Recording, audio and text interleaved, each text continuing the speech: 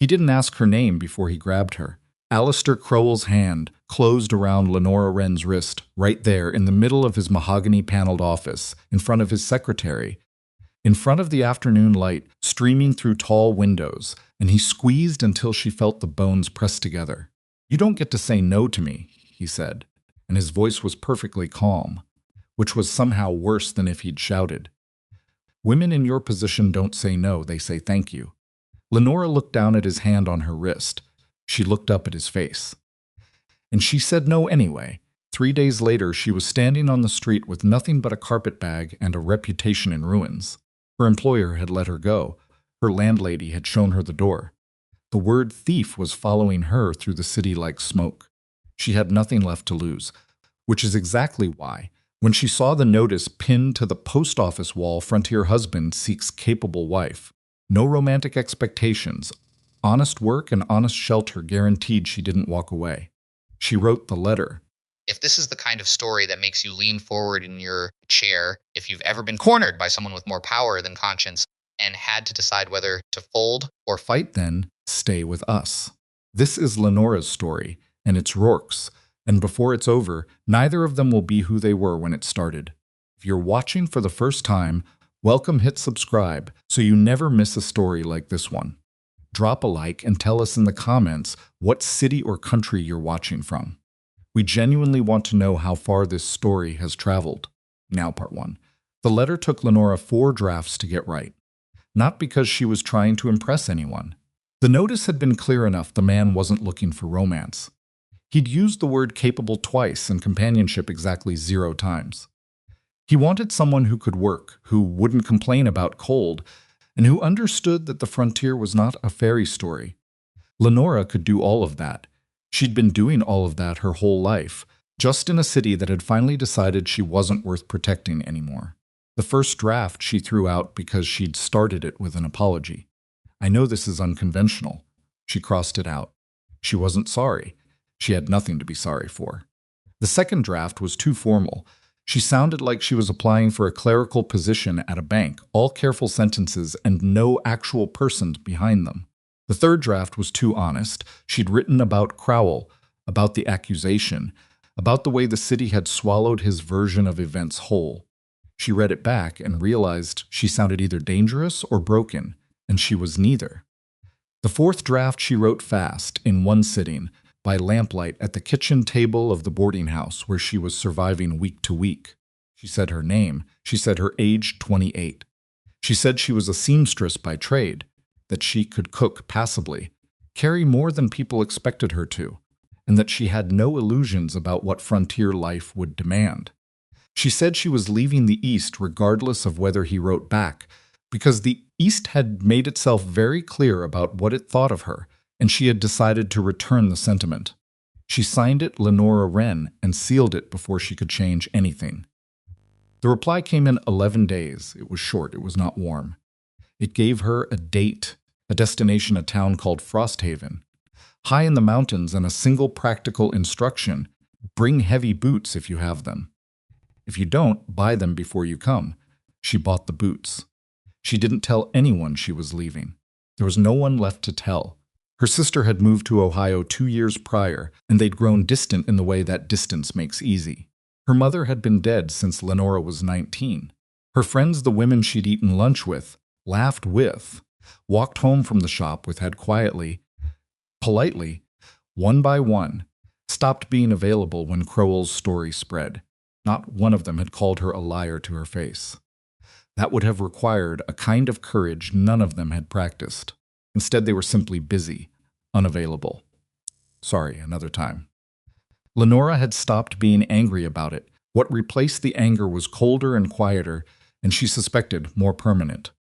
She had learned something about people that she couldn't unlearn, that most of them would choose their own comfort over your truth every single time. She packed what fit in one bag and a small trunk, sold the rest, and bought a ticket west. The stagecoach took 6 days to reach Frosthaven, and every one of those days tried to kill her in a different way. Day 1. Heat and dust so thick she had to breathe through a handkerchief and still felt like she was inhaling the road itself. Day 2, a wheel rut that nearly tipped the coach on its side at a river crossing. The driver acted like it was nothing. The woman beside Lenora, traveling to meet her own husband, a miner, screamed for 30 seconds straight and then straightened her hat and said nothing more about it. Day 3, rain so heavy the horses slowed to a walk, and the inside of the coach became a cold, damp box that smelled like wet wool and anxiety. Day 4, a passenger who wouldn't stop asking Lenora what her husband looked like, whether she was nervous, whether she'd ever been to the mountains before. His questions weren't unkind, they were just relentless, and she didn't have answers that would make sense to a stranger. Day 5, nothing dramatic happened, which made her more nervous than everything else combined. She spent most of it watching the landscape change, the flat plains giving way to something bigger and more serious, rock formations rising at the edges of the horizon like warnings. Day 6, the road became a suggestion.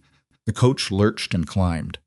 The air turned cold enough to see her breath, and the mountains she'd been watching from a distance were suddenly everywhere above, below, pressing in on either side of a narrow pass. She could see why someone would come here to disappear. She could also see why someone could die here without much effort. Frosthaven itself was small and blunt and smelled of pine smoke and animal. The main road was unpaved. There were 2 saloons, a general store, a post office, a church, a smithy, and a scatter of homes that looked like they'd been built in a hurry and then never quite finished.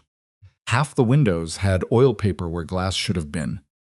The stagecoach stopped. Lenora climbed out, and there he was. She'd been trying to prepare herself for what he might look like, but the imagination, she found, was a poor substitute for the actual man. Rourke Halden was not the kind of man you overlooked. He was tall, the way mountains are tall not gracefully, just insistently, as though height was something that had happened to him and he'd never bothered to compensate for it. He wore a coat that had clearly seen decades of weather and made no apologies for it. His face was marked by a scar that ran from the left side of his jaw up toward his cheekbone, not fresh, old, the kind that had long since been absorbed into the landscape of a person's features. He had dark eyes and a jaw that looked like it would be difficult to change his mind with. He was looking at her the way she imagined he'd look at a supply delivery. Assessing.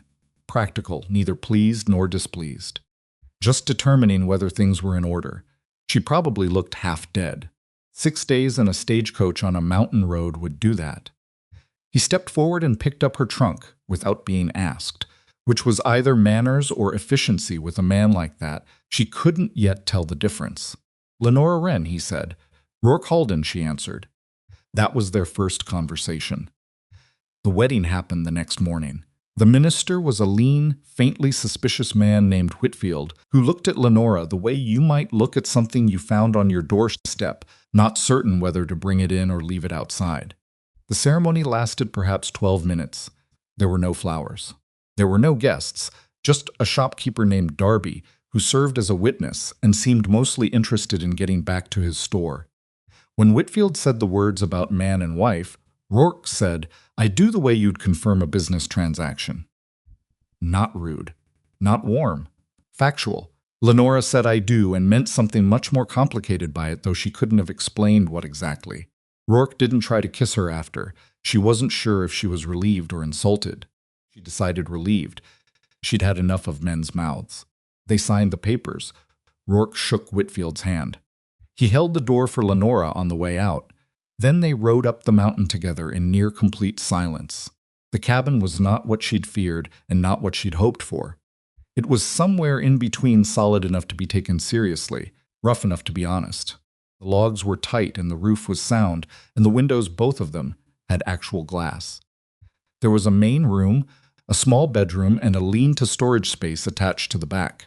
A river-stone fireplace dominated one wall. A wood stove occupied another. It was nothing like any home she'd had. It was also unmistakably the kind of place that kept people alive. Rourke showed her where things were: the larder, the well, the woodpile, the root cellar, with the brisk efficiency of someone orienting a new employee. She didn't ask questions. She filed everything away. She'd ask questions later once she understood what she needed to know. That first evening, they ate at the same table and spoke perhaps 40 words between them. She noticed he ate quickly and without waste. She noticed he kept his hands busy even when they weren't working, turning his cup on the table in a small circle the way a person does when thinking costs them something.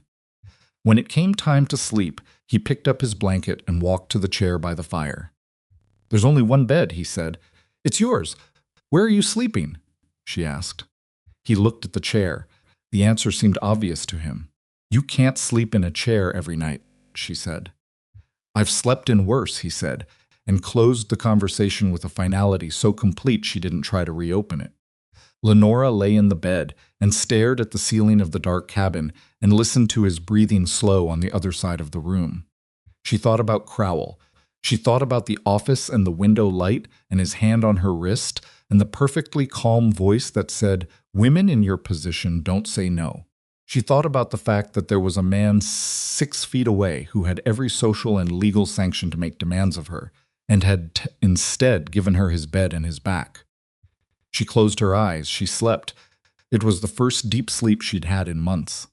The mountain woke her up properly the next morning, not gently. The cold came under the door and through the window seams like it had a point to prove. She could see her breath. The fire had died to embers and Rourke was already up and outside, and she could hear the methodical crack and thud of wood being split from somewhere beyond the cabin wall. She lay there exactly 30 seconds, feeling sorry for herself. Then she got up. She rebuilt the fire. She found the coffee tin and the pot. She started water and went outside to find the outhouse, and the cold hit her face like a slap that had been waiting for her specifically. She understood now what bring heavy boots had meant. She understood it in her bones. Rourke came around the corner of the cabin with an armload of wood and stopped when he saw her. "Coffee," she said. "It's on." He looked at her for a moment. Something moved across his face, not a smile exactly. More like an adjustment, a recalibration. "Good," he said. She'd passed something. She didn't know what, and he didn't explain it. But she felt it, the small, barely visible shift in the air between them, like a door that had been set to creak opening without sound for the first time. The days that followed were brutal. She wouldn't dress it up any prettier than that, not to herself, not later. The physical work was nothing like sewing. Sewing used her hands and her eyes and her patience. This work used her entire body in ways she hadn't known were possible, and it used them until she had nothing left, and then required a little more. She cracked a nail on the pump handle, clean down to the quick on day 3, and had to work the rest of the morning with blood on her fingers, pressing a rag against it when she could spare a hand. She burned the backs of her arms on the wood stove twice in the first week, not badly, just enough to blister. She dropped a full water bucket on her own foot on day 5, and sat on the ground in the cold for 2 minutes with her jaw clenched, too tired to curse and too proud to cry. Rourke saw most of it. He didn't fuss, he didn't coddle. But he also started showing her things, small practical things, without preamble, just demonstrating and stepping back and letting her figure it out. How to grip the axe handle closer to the head for shortcuts. How to stack wood so it didn't fall. How to position herself at the stove so the heat released sideways instead of up into her arms. He never said, "Let me do that instead." She would have resented it if he had. The first time she went into Frosthaven proper, she understood that the problem wasn't just the mountain. The mountain was impersonal. It would freeze you or starve you or bury you under 6 feet of snow, but it didn't enjoy it. It was just weather and altitude and physics. The people of Frosthaven were something else. She felt the looks from half a block away, not all of them. There were decent faces in that town. She'd learned that later, but enough of them. The whisper that was almost not whispered. The way a small cluster of women near the dry goods store watched her walk past and then bent their heads together. A man named Caldwell, who ran a small supply outfit, looked at her over the counter when she came in for flour and said, in a voice meant to be heard, that he hoped Rourke knew what he'd brought home. She paid for the flour. She kept her face steady. She carried the sack out to the wagon. And she sat in the wagon seat for 2 full minutes, hands in her lap, before Rourke came out of the feed store across the road and saw her face and went very still. What happened, he said. Nothing, she said. He didn't accept that. Not because he pushed her, he didn't. He just stood there and waited with the particular patience of a man who had learned that silence was a tool. And eventually she told him about Caldwell, about what he'd said, about the women outside. Rourke listened without interrupting. Then he turned and walked back into Caldwell's supply store. Couldn't hear what was said. She could see through the window that Rourke stood in the center of that store and spoke to Caldwell for perhaps 90 seconds, and whatever he said it quietly. He did not raise his hands. He did not raise his voice, at least not that she could hear. But when he came back out, Caldwell did not follow him to the door. Rourke climbed up onto the wagon seat beside her. He picked up the reins. "He won't do it again," he said. She wanted to ask what he'd said. She didn't. "You didn't have to do that," she said instead. "Yes, I did," he said, and clicked the horses into motion, and his voice had been so matter-of-fact about it that she almost missed what it actually was. Claim, not possession, not control. He had decided she was his to defend. She wasn't sure yet how she felt about that. She thought about it the whole way up the mountain. That night he sat across from her at the table, and she asked him, because the question had been building in her for 2 weeks, why the notice? Why now, after all this time alone? He was quiet for long enough that she thought he might just not answer. Then he put down his cup. "Winter before last," he said, "I broke my leg in a creek bed. Alone, 3 miles from the cabin." He didn't elaborate. He didn't have to. She could fill in the silence herself, the 3 miles. The broken leg. The cold. The calculation a man makes lying in a creek bed about whether he's going to make it back. "How did you get back?" she asked. "Crawled part of it," he said. "Dragged part of it." He turned the cup on the table in that small circle she'd already started to recognize. "It took almost a day." She watched his face. He wasn't looking for sympathy. He wasn't performing toughness either. He was just reporting a fact the way you report whether it happened. "Here is what it was." "That's when you decided," she said. "That's when I did the arithmetic," he said. She almost smiled. He noticed.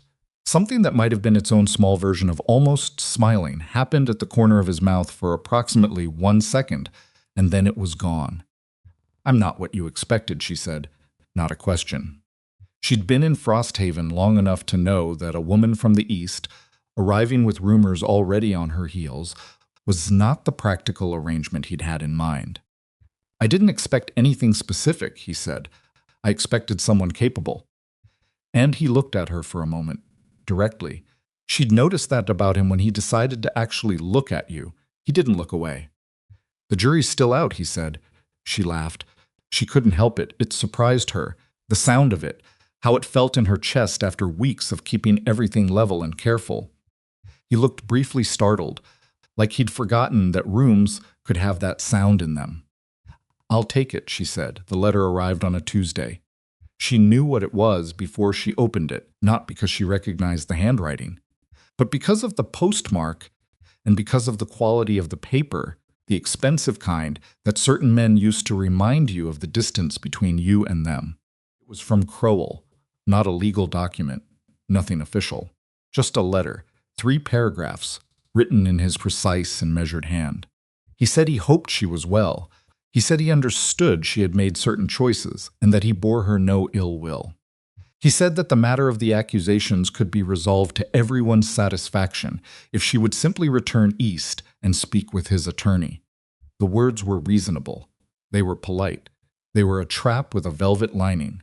She sat at the table and read the letter 3 times.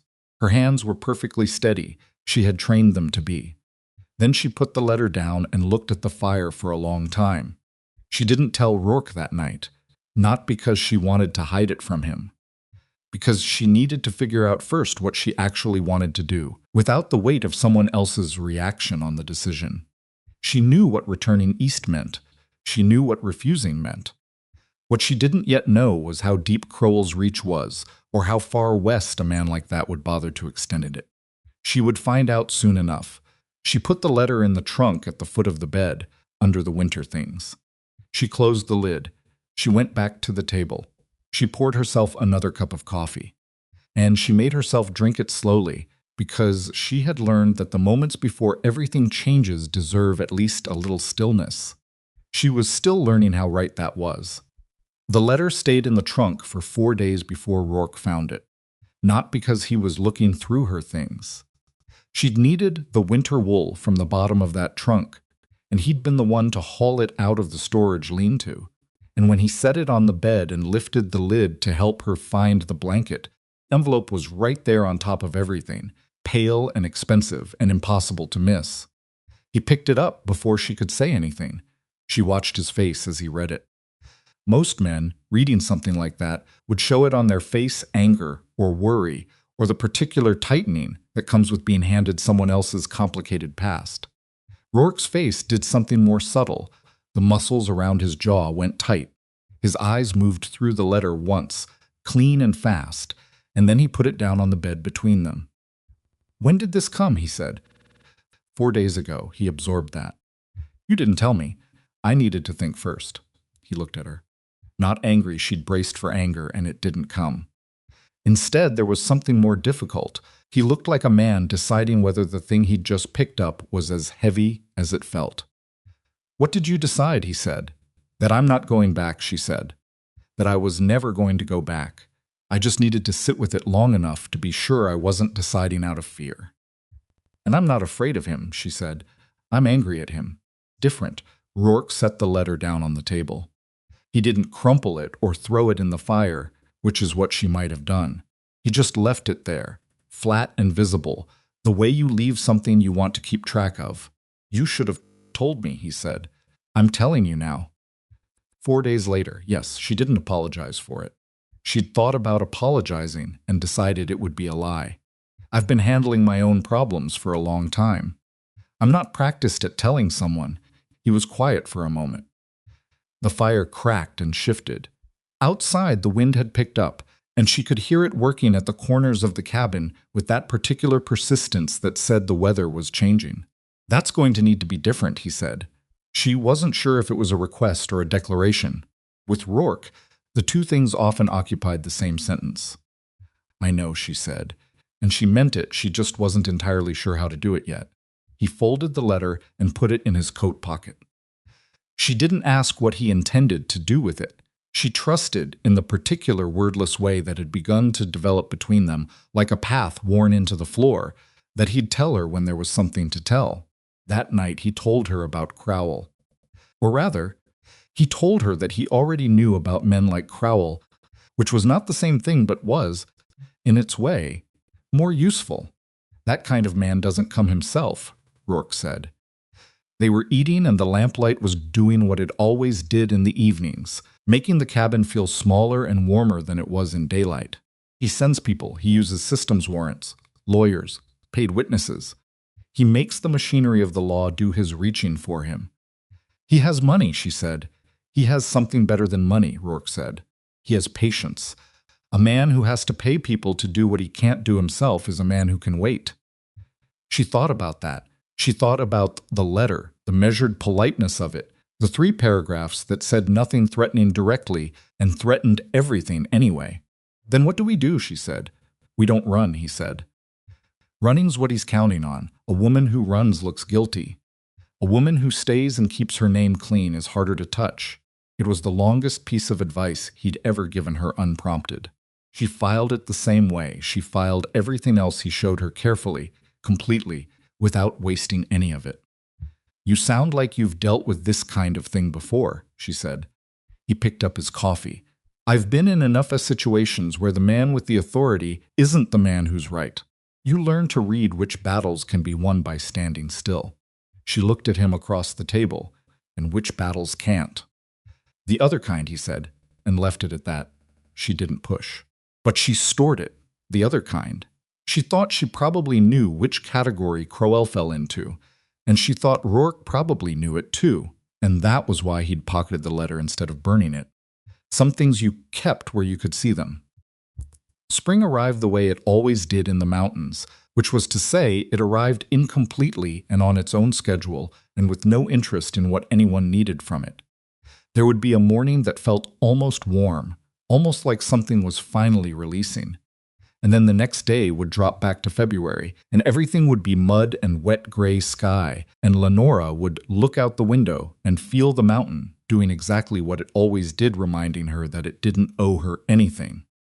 She'd stopped resenting it, more or less. There was something honest about a place that didn't pretend. The mountain was what it was. The cold was cold.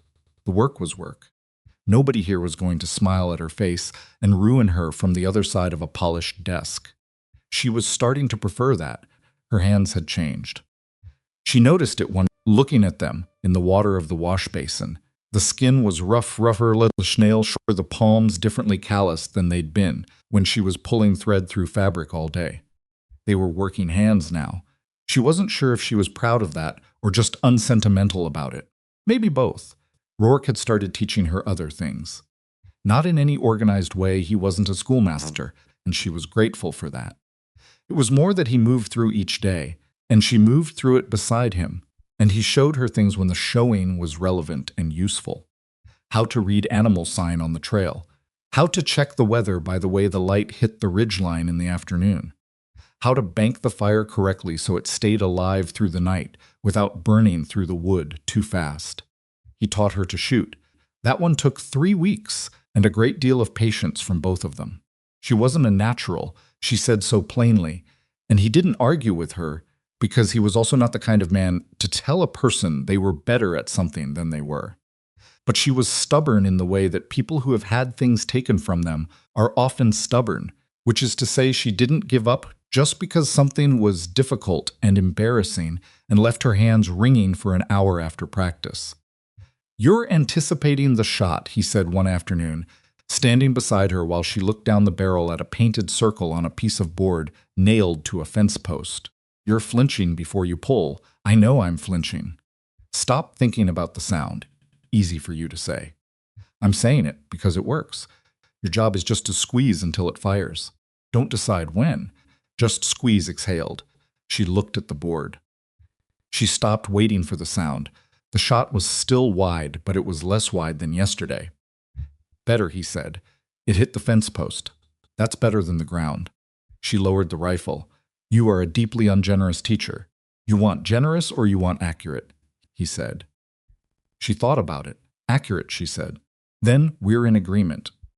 He took the rifle from her to show her the grip adjustment again, and his hand was briefly over hers, and neither of them acknowledged it, and he stepped back and she lifted it again. By the end of 3 weeks, she could hit the circle reliably at 40 feet. Not impressive by Rourke's standards, but by hers it was something. She kept the knowledge in the same place she kept all the other things he'd given her, not as gifts. Exactly, since he didn't give them like gifts. More like tools left on a workbench that she was welcome to pick up. She picked all of them up. The snowstorm that changed things between them came without much warning, which was the mountain's way of saying it didn't require her permission. It started in the late afternoon, a pressure in the air that Rourke read before the first flake fell. He'd come in from checking the upper trap line and looked at the sky for a long time from the cabin door with an expression she'd learned to translate as something is coming and it is not coming slowly. "How bad?" she said. "Bad enough to stay inside," he said. He spent the next hour bringing in extra wood, pulling the horses into the lean-to with doubled hay, securing anything outside that the wind could pick up and use as a weapon. She helped without being asked, because she'd learned that things not done before the storm couldn't be done during it, and because standing indoors watching someone else work had never been something she was capable of for long. By the time they came inside, the snow was already serious about itself. The temperature dropped so fast it was almost offensive. The cabin, which had good logs and a good chimney, held the heat reasonably well. But by midnight she could feel the cold working at the edges of everything under the door, around the window frames, the floor. She was wearing every layer she owned, and was still aware of the cold as a presence in the room. Rourke was in his chair.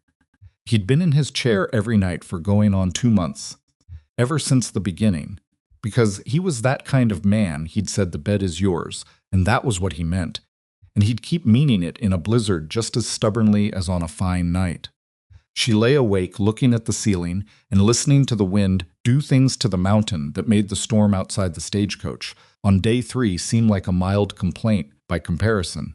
Rourke, she said. You're not sleeping. Silence. Confirmation. The bed is bigger than I need, she said. And you sleeping badly in a chair helps neither of us. Another silence. This one had more texture to it. It wouldn't be appropriate, he said. We're married, she said, in a practical sense. In every legal sense and most practical senses, she said. I'm not suggesting anything. I'm suggesting you not freeze in a chair while I have more blankets than one person needs. She heard him shifting. She could picture him, sitting with his elbows on his knees, turning the proposition over the way. He turned everything not quickly but thoroughly. You're sure, he said. I said it, didn't I? He came to bed. He lay on the far side with the blanket between them and about 8 inches of distance that he maintained with the careful precision of a man drawing a property line. She almost said something about it and stopped herself. The fact that he was there at all, that he'd come when she asked, that he'd trusted her word when she gave it, was more than she'd expected from the situation. The wind hit the cabin like it had a grievance. The whole structure shook on its foundations for a moment, a deep timber-settling groan that made her breath catch. His hand found hers in the dark. Just that, no squeeze, no movement, no explanation. His hand, large and calloused and warm, resting over hers on top of the blanket. She didn't move. She didn't say anything. She thought she might have been lying very still because she was afraid any movement would startle him into taking it back. The way you hold still near an animal that has decided for the first time to trust you. Outside, the storm went on being catastrophic. Inside, she fell asleep with his hand over hers and woke up in the morning to find they were both still in the exact same position, which said something about how deep both of them had finally slept. After the storm, something between them had rearranged itself. Not dramatically, not in any way either of them would have been comfortable naming out loud. But the arrangement had changed the way furniture changes. When you move one piece suddenly, everything else sits differently. He started eating slower. She noticed that because it was such a small thing. He'd always eaten with that efficient speed, the habit of a man who'd spent years alone where mealtimes had no social purpose. Now he lingered. He'd finish his plate and stay at the table, turning the cup in those small circles, and sometimes he'd say something, and sometimes he wouldn't. But he was there, present in a way that had weight to it. She started leaving his coffee ready in the mornings before he came in from the early chores. She didn't announce this. She just did it. And he didn't comment on it the first morning. But on the second morning, he came through the door and looked at the cup on the table, and then looked at her and said, "Thank you in the particular way." He said things quiet and direct, stripped of any performance. "Don't thank me," she said. "It takes 30 seconds. Still," he said. She turned back to the stove. There was a smile trying to happen, and she didn't want him to see it until she understood it better herself. It was a Wednesday, gray and cold and ordinary, when she told him everything about Crowell. They'd been mending a section of fence line that the storm had damaged, working alongside each other in that particular wordless rhythm they'd developed, where each of them seemed to know what the other needed without asking. She was holding the post while he hammered, and she looked at her hands around the wood and thought about Crowell's hand on her wrist and thought, "You're allowed to say it out loud." She started talking without making a decision to start. She told him about working at Crowell's millinery company, one of 7 seamstresses. Nothing special about the arrangement, except the work was steady and the pay was fair. She told him about the way Crowell's interest had begun small things first, little attentions that could be explained as professional appreciation until they couldn't be explained that way anymore. The private meetings he manufactured reasons for, the gifts she returned. The suggestion, made so softly it almost didn't sound like a threat, that her continued employment depended on her willingness to be reasonable. She told him about the day she said no clearly, and finally and in front of 2 other people, making it impossible for him to pretend she hadn't. The hammer stopped. She kept talking anyway, because she'd started and stopping would mean carrying it further. She told him about coming to work the next Monday and finding her position filled. About the accusation of theft that appeared in the records, a piece of expensive fabric, supposedly taken, supposedly worth more than a month's wages. About the way it spread through the city's seamstress community, that particular world being smaller than it looked from the outside. About the boarding houses that became unavailable to her, the jobs that were suddenly filled, the friends who stopped having time. She told him about the post office notice and the 4 drafts of the letter. The whole time she talked, Rourke said nothing. He drove nails when there were nails to drive, and held the post when she needed the post held, and didn't fill the silence with anything except his presence. When she finished, she realized she wasn't shaking.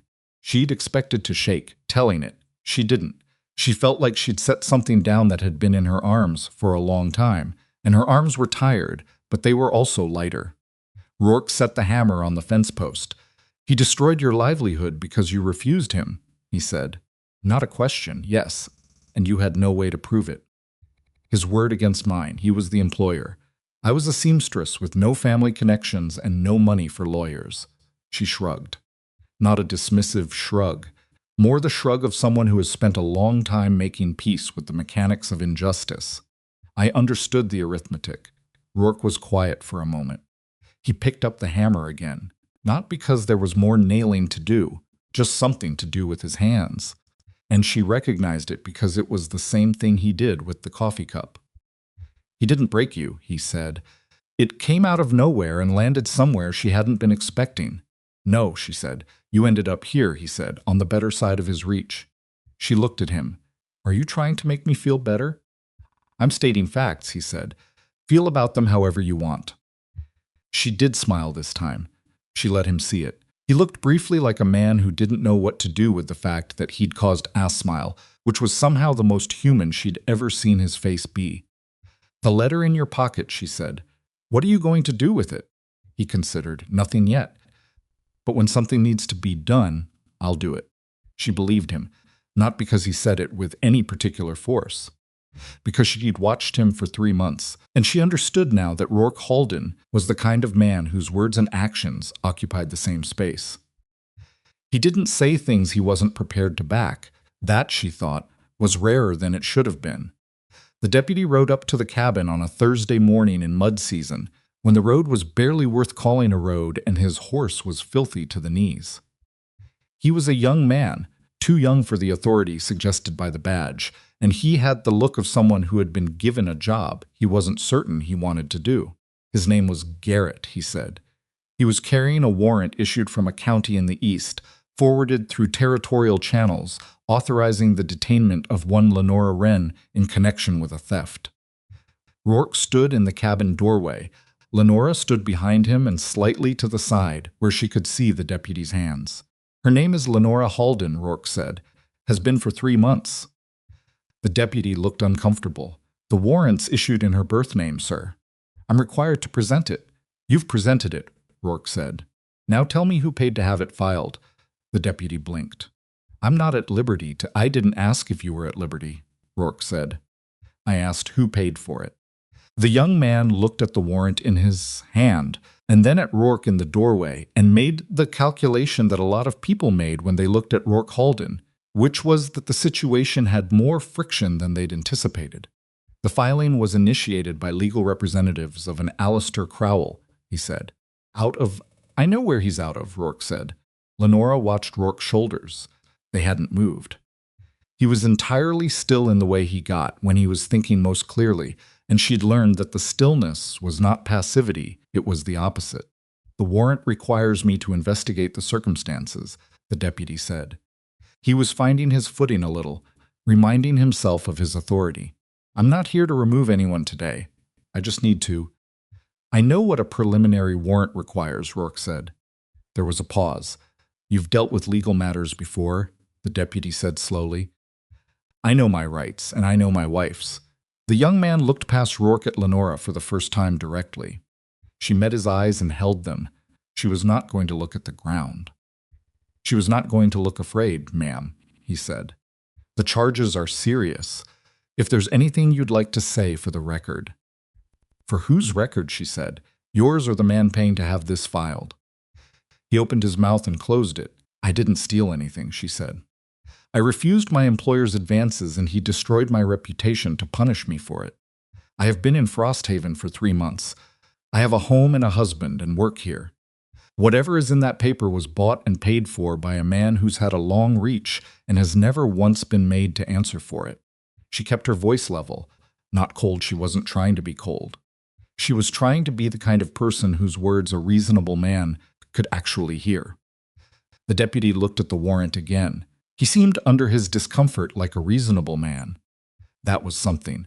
I'll need to speak with the sheriff, he said finally. And I'd ask that Mrs. Halden not leave the territory. She's not going anywhere, Rourke said. She lives here. The deputy nodded. He tucked the warrant inside his coat. He climbed back on his muddy horse and rode back down the mountain road, and they watched him go until he was out of sight. Lenora let out a breath. He's not done, she said. No, Rourke agreed. Crowell's not done either. No. She turned to look at Rourke. How much trouble are we in? He thought about it with the seriousness it deserved, which he appreciated more than any false reassurance would have been. Some, he said. Depends on the sheriff and what he decides the warrant's worth. Depends on how much Crowell paid and how far his people are willing to come. He looked down the road where the deputy had gone. But he made a mistake. What mistake? He filed an Eastern warrant in Western Territory for a married woman who hasn't done anything wrong and lives openly in a community. Rourke looked back at her. That's not a strong position. That's the position of a man who's used to the system doing his work and didn't think far enough ahead. She wanted to believe that. She almost did. And what do we do while we wait to find out if you're right? She said. We work, he said. We show up in town. We don't hide. He paused. You don't hide. You've done nothing to hide from. She looked at him, the scar along his jaw, the dark, steady eyes. The man who had given her his bed on the first night and stood in front of her at Caldwell's supply store, and now stood in a cabin doorway with his shoulders set against the entire weight of a rich man's grudge. Rourke, she said. Do you believe me? About all of it, the accusation, Crowell, everything. He looked at her with that direct, unhurried gaze. I believed you in the first week, he said, before you told me anything specific. She frowned. How? Because of how you moved, he said. People who are hiding something they've done move differently than people who are hiding from something someone did to them. He shrugged, the small, functional shrug of someone explaining an observation rather than a philosophy. I've seen both. You're the second kind. She didn't know what to say to that. She decided she didn't need to say anything. She started going into Frosthaven more regularly after that. Not because she enjoyed it. Some of those faces were still carrying their assumptions like weight. Nobody had made them put down yet, but because Rourke was right and she knew he was right, and running from the opinion of people whose opinion she didn't respect was a waste of the boots she'd bought specifically not to run in. Started trading her sewing. It happened by accident, which was how most useful things happened. A woman named Clara Marsh had a daughter with a torn coat that couldn't be replaced before the next cold snap, and someone in town mentioned that the Halden woman was a seamstress, and Clara showed up at the cabin one afternoon with the coat and a kind of embarrassed determination, like a person who needs a thing badly enough to push past their own awkwardness about it. Lenora mended the coat. She did it well, because she had never done work badly when she could do it well. It was one of the things about herself she trusted without having to think about it. Stitching was invisible in the places it needed to be invisible and strong everywhere else. Clara looked at the coat when it was done, and then looked at Lenora with an expression that was trying to recalibrate something. I heard things, Clara said, because she was, under the awkwardness, apparently a direct person. About why you left the East. Most people did, Lenora said. I don't know what to make of them. You don't have to make anything of them, Lenora said. You needed a coat, mended. The coat's mended. Clara looked at the coat again. Then she reached into her bag and brought out a cloth-wrapped package. Dried apple slices, pressed together and tied. She put them on the table. For the work, she said.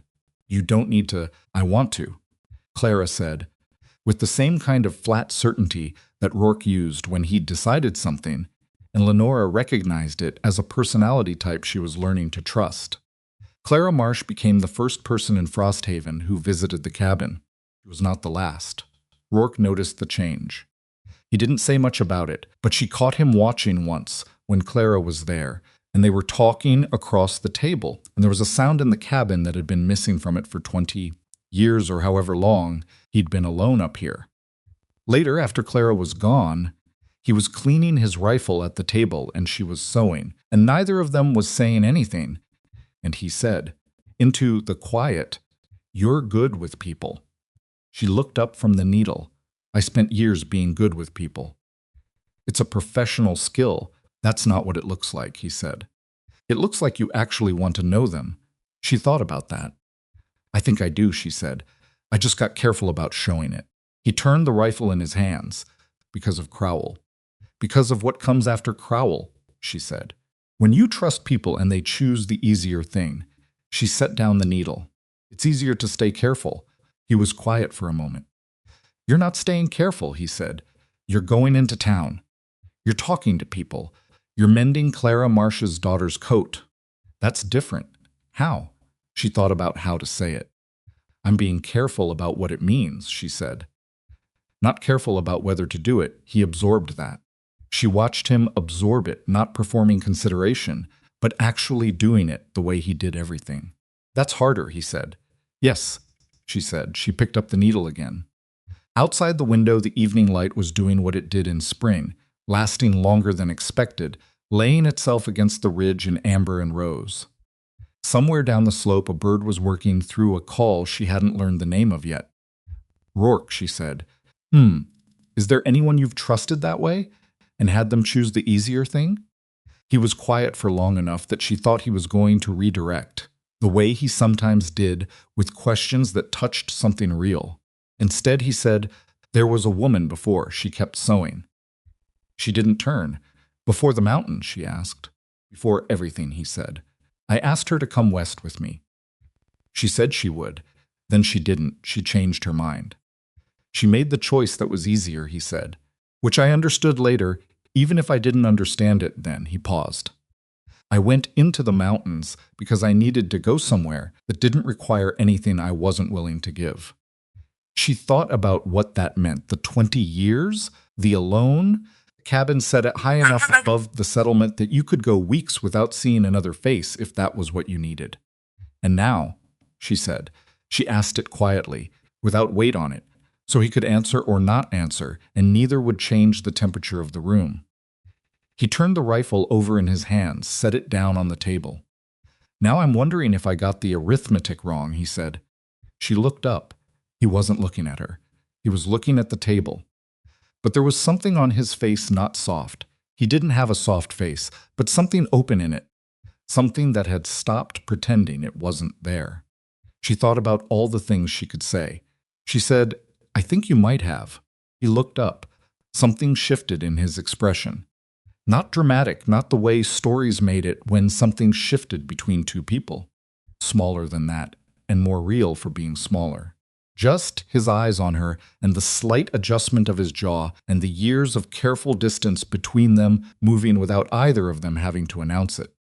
"The warrant," she said, because she needed to say something practical before either of them said something that couldn't be unsaid at the wrong time. "We should figure out the warrant before we figure out anything else." He nodded. He picked up the rifle again. But he was almost smiling, in the way he almost smiled, which she had learned to read the same way she'd learned to read the weather, by paying attention, by noticing the small things, by trusting that what was coming was real even before you could name it. The bird outside called again. The light faded off the ridge. The fire held the room, and somewhere below in Frosthaven, the wheels of Crowell's machinery were still turning, because men like that did not stop when they were inconvenienced. They only stopped when they were made to. That reckoning was coming. Both of them knew it without saying it. They had gotten very good, in 3 months of living in close quarters with their own silences, at knowing the things that didn't need to be said yet. They ate dinner, they cleaned up. He went to his chair. She looked at him from the doorway of the bedroom. "You don't have to sleep in the chair," she said. "The storm's been over for weeks." He looked at the chair, looked at her. "I know," he said. "Then why?" "Because," he said, and stopped. He looked like a man trying to find the honest word for something, and finding several words, all approximately true, none of them exactly right.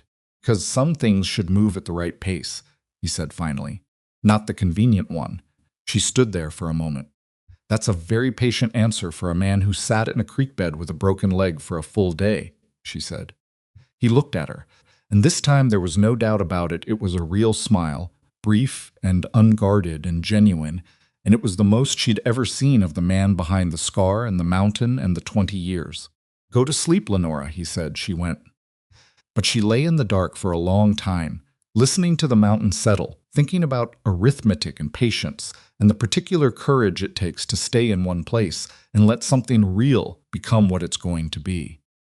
The sheriff came on a Monday, not Deputy Garrett this time. Garrett had been the opening move, the polite preliminary, the version of the situation that still had manners attached to it.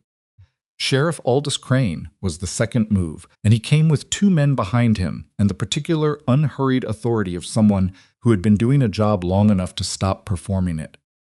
He was older than Lenora expected, 60 maybe, gray at the temples and the mustache both, with eyes that had the quality of having seen enough that they didn't rush to conclusions anymore. He dismounted at the cabin without announcing himself, tied his horse to the post, and knocked. Rourke opened the door. The 2 men looked at each other for a moment, with the specific weight of men who have heard things about each other and are now revising their estimates in real time. Halden, the sheriff said. Crane, Rourke said. Mind if I come in? Rourke stepped back from the door, not warmly but not unwelcomingly either.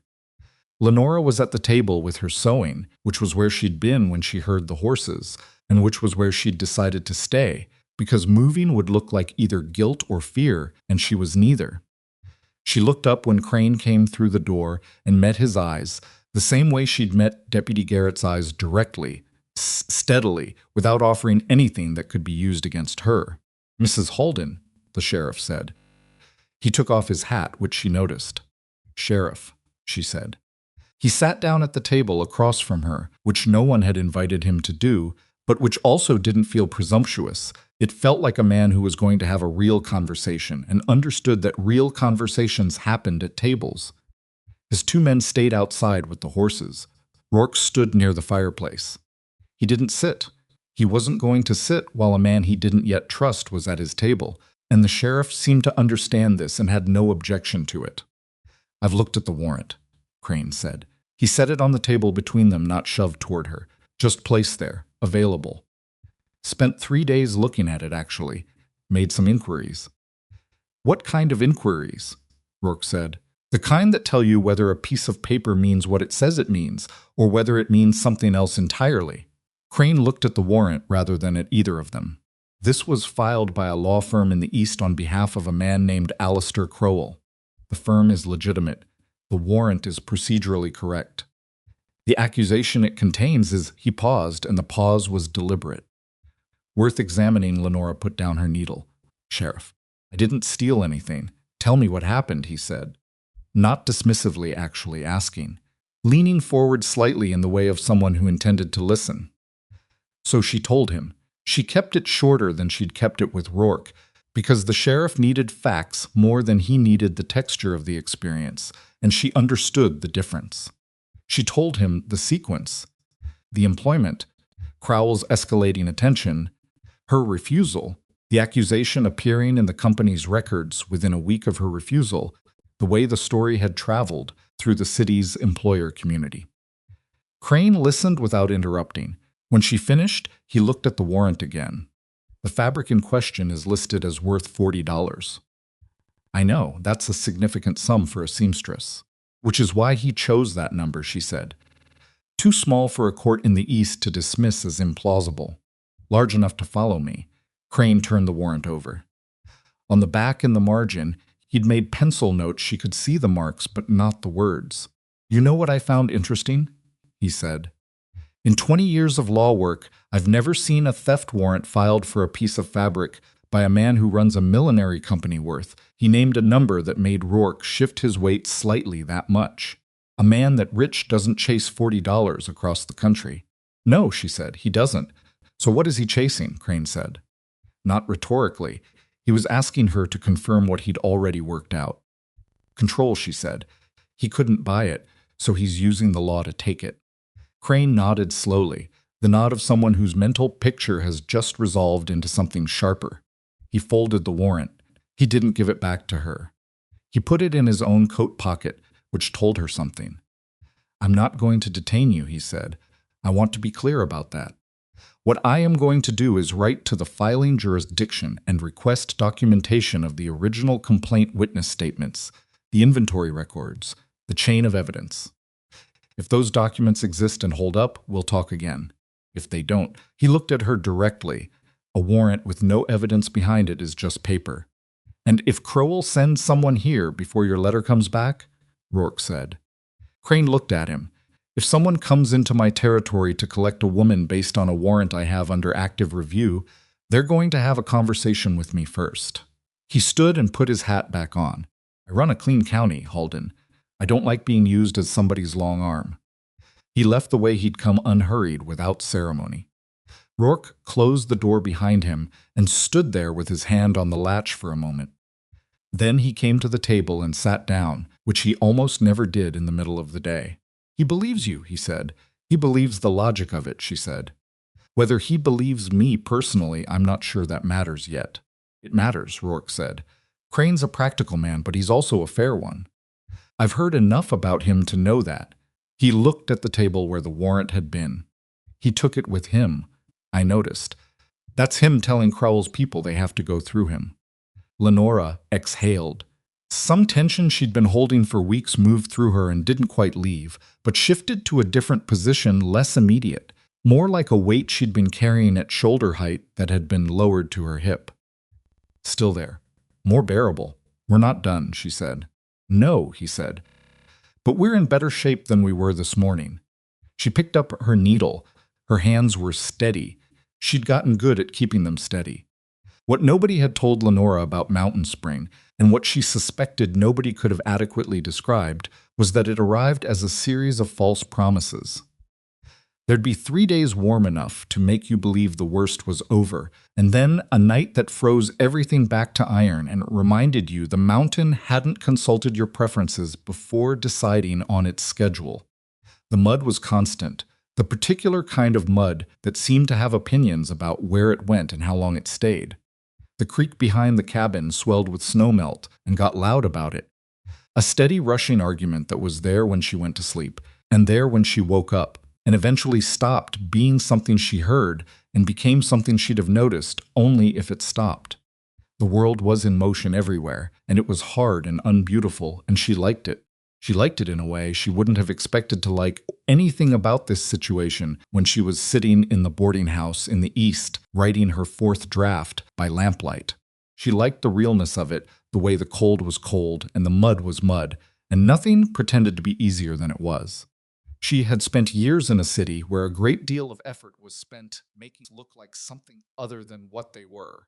And this place, whatever its hardships, was at least honest about its nature. She was becoming honest about her own. Clara Marsh came twice a week now, sometimes more. She brought her daughter, a girl of 9 named May, who had the focused, slightly feral quality of a child raised in frontier country, and who was deeply interested in Lenora's sewing box in a way that was partly aesthetic and partly I want to understand how this works. Started showing her, not formally, just putting thread and needle in the child's hands and guiding her fingers and answering questions. May asked a remarkable number of questions for a 9-year-old, and they were specific questions, not "why are you doing that?" but "how does the tension work and what makes the knot hold," which reminded Lenora of herself at that age, when she'd first learned to sew and had pestered her mother with the same intensity. Clara watched these sessions with an expression that shifted between gratitude and something more complicated. "You like children," Clara said one afternoon. It wasn't a probe, it was just an observation. "I like people who haven't learned to perform yet," Lenora said. "Children are like that. They're interested in what's actually there." Clara looked at May, who was currently trying to make a straight line of stitches on a practice piece of canvas and frowning with total concentration. "She's been asking me if you can teach her to make a dress." She can come back tomorrow if she wants, Lenora said. Clara looked at her. You don't have to do that. I know, Lenora said. I want to. It was true. She'd been surprised to discover how true it was. Rourke was watching all of it from a careful distance that was gradually becoming a less careful distance, though she doubted he'd have described it that way. He'd been alone for so long that the presence of people at his table, occasionally Clara's husband Thomas, who came one evening about a fence line that shared a border with Rourke's trap territory and stayed for 2 hours talking about other things, entirely seemed to require adjustment the way your eyes require. Adjustment when you walk from a dark room into daylight. Not painful. Just taking a moment. She saw him at dinner one night after the Marshes had been by, and he was quieter than usual, which was saying something. You don't mind them coming? She said. He looked up from his plate. No, you seem I don't know. Further away than usual. He turned his cup in the small circle. I'm not used to it, he said. That's all. It's not bad. It's just he stopped. Different, she offered. Different, he agreed. She thought about what he'd told her the 20 years, the mountains, the woman who didn't come west. 20 years was a long time to live with only the company of your own thoughts and the indifferent company of the wilderness. She'd been in the East, surrounded by people, and still felt that alone after Crowell finished with her. She understood differently than before what kind of walls a person built over 20 years, and how strange it felt when they started coming down. You could come to town with me next time, she said. Clara invited us both to supper on Friday. He looked at her. I know, you could say yes. He was quiet for a moment. I'll think about it, he said. He came to supper on Friday. He said perhaps 30 words the entire evening, which was fine, because Thomas Marsh was the kind of man who could carry a conversation on his own shoulders without straining, and Clara was warm and generous with the silence. And May spent dinner telling Rourke extremely detailed information about the stitching she'd been practicing, as though he had specifically requested this information, which he had not. But to his credit, he listened to every word with the same careful attention he gave everything. On the way home up the mountain road, under a sky full of stars that had no business being that bright, Lenora said, That wasn't terrible. No, he said. May explained every stitch she's ever made to you. You listened to all of it. She's 8. 9 years old, and she knows what she's interested in, and she's not shy about saying so. He was quiet for a moment. I find that easier than the other kind. Lenora smiled at the road ahead. The other kind being adults who talk about things they don't care about. Adults who perform, he said. I never learned to do that.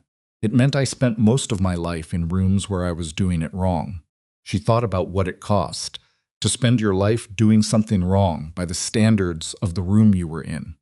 She had spent years learning to perform the seamstress smile, the deference, the careful self-erasure that working women in the city learned to survive, and she'd gotten good enough at it that sometimes she'd lost herself inside it, had to search for the actual person beneath the performance. Is that why the mountains, she said? Partly, he said. Mountains don't care if you perform. Neither do I, she said, without thinking about it first. He looked at her. She kept her eyes on the road. She could feel him looking. I know, he said, and his voice had something in it that she chose for now not to examine too closely. Some things she'd learned from Rourke himself moved at the right pace, or they broke. The second letter from Crowell's lawyers arrived in the 3rd week of May. This one wasn't personal. It was addressed to both of them, Mr. and Mrs. Rourke Halden, and it was from the law firm rather than from Crowell himself, which meant the temperature had changed. The polite letter phase was done. They were in the legal correspondence phase now, which meant money was being spent seriously, and someone was paying attention. The letter stated that the matter of the misappropriated property remained open and unresolved, that Mrs. Halden's relocation did not constitute resolution, and that the firm's client was prepared to pursue all available legal remedies to ensure that justice was served. There was a paragraph about the client's reputation and standing, and the importance of the matter being handled appropriately, which Lenora read twice and translated as, This is about control. It has always been about control, and he is not done. Rourke read it at the table. Lenora watched his face. He's escalating, she said. Yes, which means Crane's letter asking for documentation rattled someone. Rourke folded the letter. When someone can't defend the facts, they escalate the pressure. It's the same principle everywhere in business, in war, in this. He set the letter down. He's hoping you'll break before his documentation request comes back empty. His documentation request from Crane. Yes. She looked at the letter. How long do you think we have before he sends someone? Rourke was quiet. He may have already sent someone. Lawyers move slow. Hired men move at whatever speed they're paid to move at. She'd thought about this. She'd been trying not to think about it, which was not the same as not thinking about it. Rourke, she said, if it comes to a point where you're in danger because of me. Don't, he said. I'm being practical, so am I, he said. You leaving doesn't solve anything. You leaving makes you look guilty and removes the one thing that puts you in a stronger position. What position is that? A married woman with a home and a community, he said. A respectable household. That's what makes this hard for him. You're not a lone woman he can call disreputable. You're a wife and a neighbor and someone Clara Marsh will stand up for. He met her eyes. You leaving makes you the thing he's been trying to make you into since the beginning. A woman running from something she did. She looked at the letter. She looked at the fire. She thought about Crowell's hand on her wrist, and the words women in your position, and the 4 drafts of a letter, and the heavy boots she'd bought before she came west. I'm not running, she said. I know, he said. I want to make that clear. I'm not saying I'll leave because I'm afraid. I'm saying it because I don't want you to pay for something that started with me. He looked at her steadily. It started with him, he said. Not with you, she held his gaze. And you're my wife, he said. With a simplicity that had nothing performative about it, nothing sentimental. Just the plain statement of a man who had decided what something meant and was done revisiting the decision. What comes at you comes at both of us. That's what the arrangement means. She wanted to say something about how it had stopped being an arrangement in any meaningful sense some time ago, but this did not seem like the moment. All right, she said. He put the letter with the first letter in the same place in his coat. Then he sat down at the table with her, and they worked on the fence, mending calculations that needed to happen before summer, in a silence that was completely full of things neither of them was quite ready to say. The man named Harwick arrived in Frosthaven on a Thursday in the first week of June. Lenora didn't know his name was Harwick at first. She knew him as the stranger who'd been at the saloon for 2 days asking questions about the Halden property, which Clara told her about on Friday morning with the directness of a woman who'd decided whose side she was on and wasn't embarrassed about it. He's been asking about the road up to your place, Clara said. She was at the cabin with May, and May was sewing with focused oblivion in the corner, and Clara had pulled Lenora aside to the edge of the room with the particular posture of someone delivering important news at a careful volume, about whether there's another way around the ridge, about when Rourke usually goes out for his trapline. Lenora felt the information settle into her like cold water. Who told him about the trapline? Caldwell, I'd bet, Clara said flatly. He's never stopped being Caldwell. Lenora thought about what Rourke had said. When someone can't defend the facts, they escalate the pressure. She thought about Crowell's lawyers and the timeline, and the fact that Crane's documentation request had been sent nearly 3 weeks ago, and no response had come back. She thanked Clara. She walked Clara to the door and watched her ride down the road with May behind her on the horse. And then she went back inside and stood at the table for a moment, looking at the fire. Rourke came back from the upper line at midday. She told him about Harwick before he'd finished hanging up his coat. He listened. His face went through the small, careful change that meant he was thinking, not panicking. Rourke never panicked, but processing with the rapid efficiency of someone doing risk arithmetic. He's watching the pattern, Rourke said. The trapline schedule. Yes, if he knows when I go out and how long I'm usually gone. He knows when the cabin has 1 person in it instead of 2, she finished. Or he's waiting for me on the line, Rourke sat down. Not with the weight of defeat, with the weight of focus. Could be either. What do we do? Change the pattern, he said. I stop going on schedule. I vary the times. He looked at her. And you don't stay alone. She almost said, "I can handle myself." She had the sentence ready. But she thought about what handling herself actually meant against a man who'd been sent specifically for the purpose of collecting her. And she thought about the rifle and her 40-foot accuracy, and she made a different calculation. "Clara," she said. "Or I stay closer," he said. "The upper line can wait. You'll lose the season. I'll lose more if something happens." She looked at him across the table. He was looking back at her with that direct, unadorned quality that she had come to understand was not bluntness, it was honesty, which were not always the same thing, but were the same thing in Rourke. "All right," she said. "We change the pattern. Together."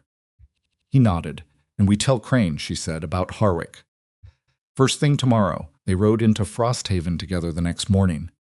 It was the kind of morning that made you briefly believe the world was manageable, clear sky, cold air, with an edge of warmth behind it, the mountains behaving themselves against the horizon.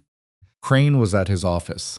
He listened to what they told him about Harwick, with the same quality he'd brought to everything else, unhurried, attentive, the face of a man filing information in the correct folders. "I know who he is," Crane said when they were done. Lenora hadn't expected that. "He came through 2 years ago," Crane said. "Bounty work, mostly. He's not a violent man by preference, but he's not squeamish about what the job requires." He looked at Rourke. "He's been hired to bring her back, not to hurt anyone. Just to collect and transport." "There's no warrant that permits that," Rourke said. "The warrant's under review." "I know that," Crane said. "He may not, or he may have been told otherwise by whoever hired him." Crane picked up his pen, set it down. "I'll have a conversation with Mr. Harwick today. Make the legal situation clear." "Will that stop him?" Lenora asked. Crane looked at her. "It'll slow him down. Whether it stops him depends on how much he's being paid and how much the man paying him is willing to push." He paused. "I got a response back, by the way, from the East. About the documentation." Lenora went still. "There's no inventory record for the fabric in question," Crane said. "The witness statement has 2 signatures, both from men currently employed by Crowell. The chain of evidence is," he made a small gesture, "absent." Rourke said nothing. Lenora said nothing. Crane looked at the warrant still in his desk drawer. "This warrant is worth approximately as much as I thought it was. I'll be sending my assessment back to the filing jurisdiction today." He looked at Lenora directly. "I won't tell you it's over, because a man with money can manufacture delays. But you're standing on solid ground, Mrs. Halden. I want you to know that." She nodded. "Thank you. Don't thank me," he said. "Thank the fact that your story is consistent and his paperwork isn't." Harwick left Frosthaven the following Monday. Crane had his conversation on Saturday. Lenora never found out exactly what was said. Crane wasn't a man who recapped his conversations in detail, but by Sunday evening, the stranger who'd been asking about trapline schedules at the saloon was absent from his usual stool. And by Monday morning, his horse was gone from the stable where he'd been keeping it. Clara brought the news. She seemed satisfied about it in the particular way of women who've been tracking a situation carefully and are relieved the outcome matches what they'd hoped for, but didn't count on. "He's gone," she said, with the brevity of someone reporting a weather change. "Gone or withdrawn temporarily," Lenora said. Clara considered. "His bags were with the horse." Rourke, who'd been outside when Clara arrived and came in during this exchange, said nothing. He looked at the empty space where Lenora's worry had been visibly living for the past week and a half, and she thought she saw something release slightly in his own jaw. "He'll send someone else," Lenora said. She wasn't being defeated about it. "Just accurate, maybe," Clara said. "Or maybe Crane's letter scared the lawyers enough to make the whole thing not worth the money." She sat down without being asked, which Lenora liked about her. Thomas said Crane's letter would have pointed out that pursuing a warrant he's assessed as unfounded constitutes harassment at the territorial level, which is a different kind of legal problem. Lenora thought about that. "That would cost him more than a seamstress is worth to a man with that much money," Clara said. Eventually, Lenora looked at Rourke. He was at the stove, pouring coffee, and he didn't look at her, but she saw the small shift in his shoulders, the set of them changing from braced to something slightly less braced, the way a man who's been holding a door closed against wind lets up when the wind drops. Eventually, Clara said, she'd learned to live inside that word. June went on, and the mountain went on with it. Lenora kept sewing. She'd taken on 2 more families' work by the end of the month, not just mending, but new pieces, a skirt for the blacksmith's wife, curtains for the schoolroom that Clara's daughter attended. She was making money. Not a lot, not by Eastern standards, but enough to matter, enough to be hers in a way that felt different from anything she'd had before.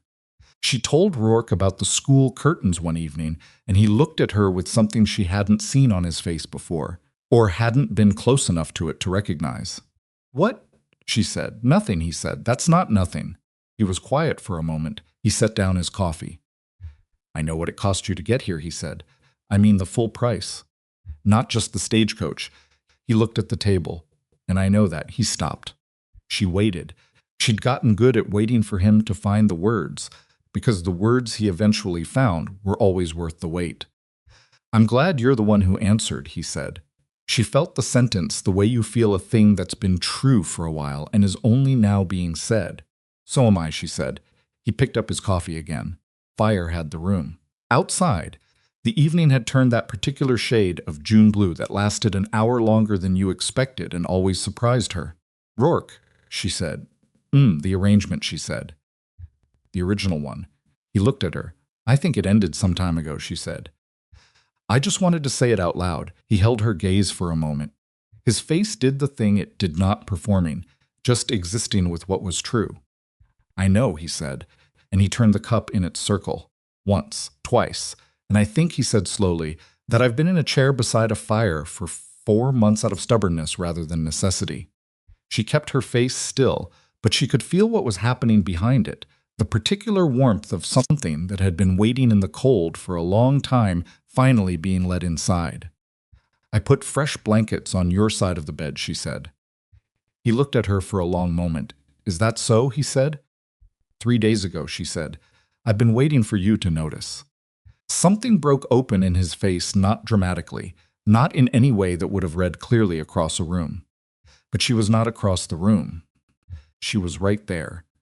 And she saw it, the part of him that had been armored for 20 years deciding, quietly and without fanfare, to put the armor down. "I notice things," he said. "I know you do. I noticed the curtains when you brought them in. I know. I noticed when you started leaving the coffee ready. I know. I noticed." He stopped. His voice had done something she hadn't heard it do before, a slight unevenness, the sound of someone navigating territory they haven't mapped. "I've noticed you for a long time, Lenora. I just wasn't certain what to do about it that wasn't going to." He looked for the word. "Break something." She looked at the man across the table. Scar and the jaw and the eyes that had learned to hold the world at distance for so long they'd forgotten how to stop. The hands that had carried her trunk on the first day, without being asked, and had rested over hers in a blizzard because the storm was loud, and she was warm, and some things move at the right pace or they break. "It's not going to break," she said. He looked at her. "I'm not that easy to break," she said. "You know that by now." He did almost smile, and then he did actually smile, the real one, the rare one.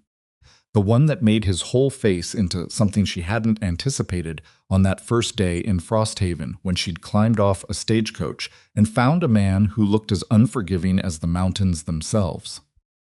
He wasn't unforgiving, he was just careful. Those were different things. He got up from his chair. He came around the table.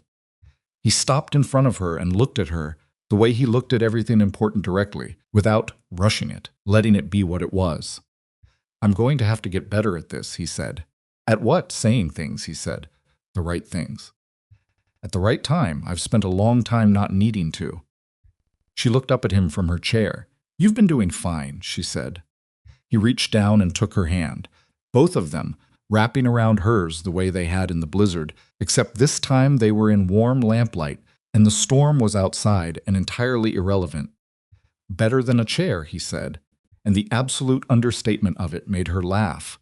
The same surprised laugh that had startled him in the early weeks, except this time he didn't look startled.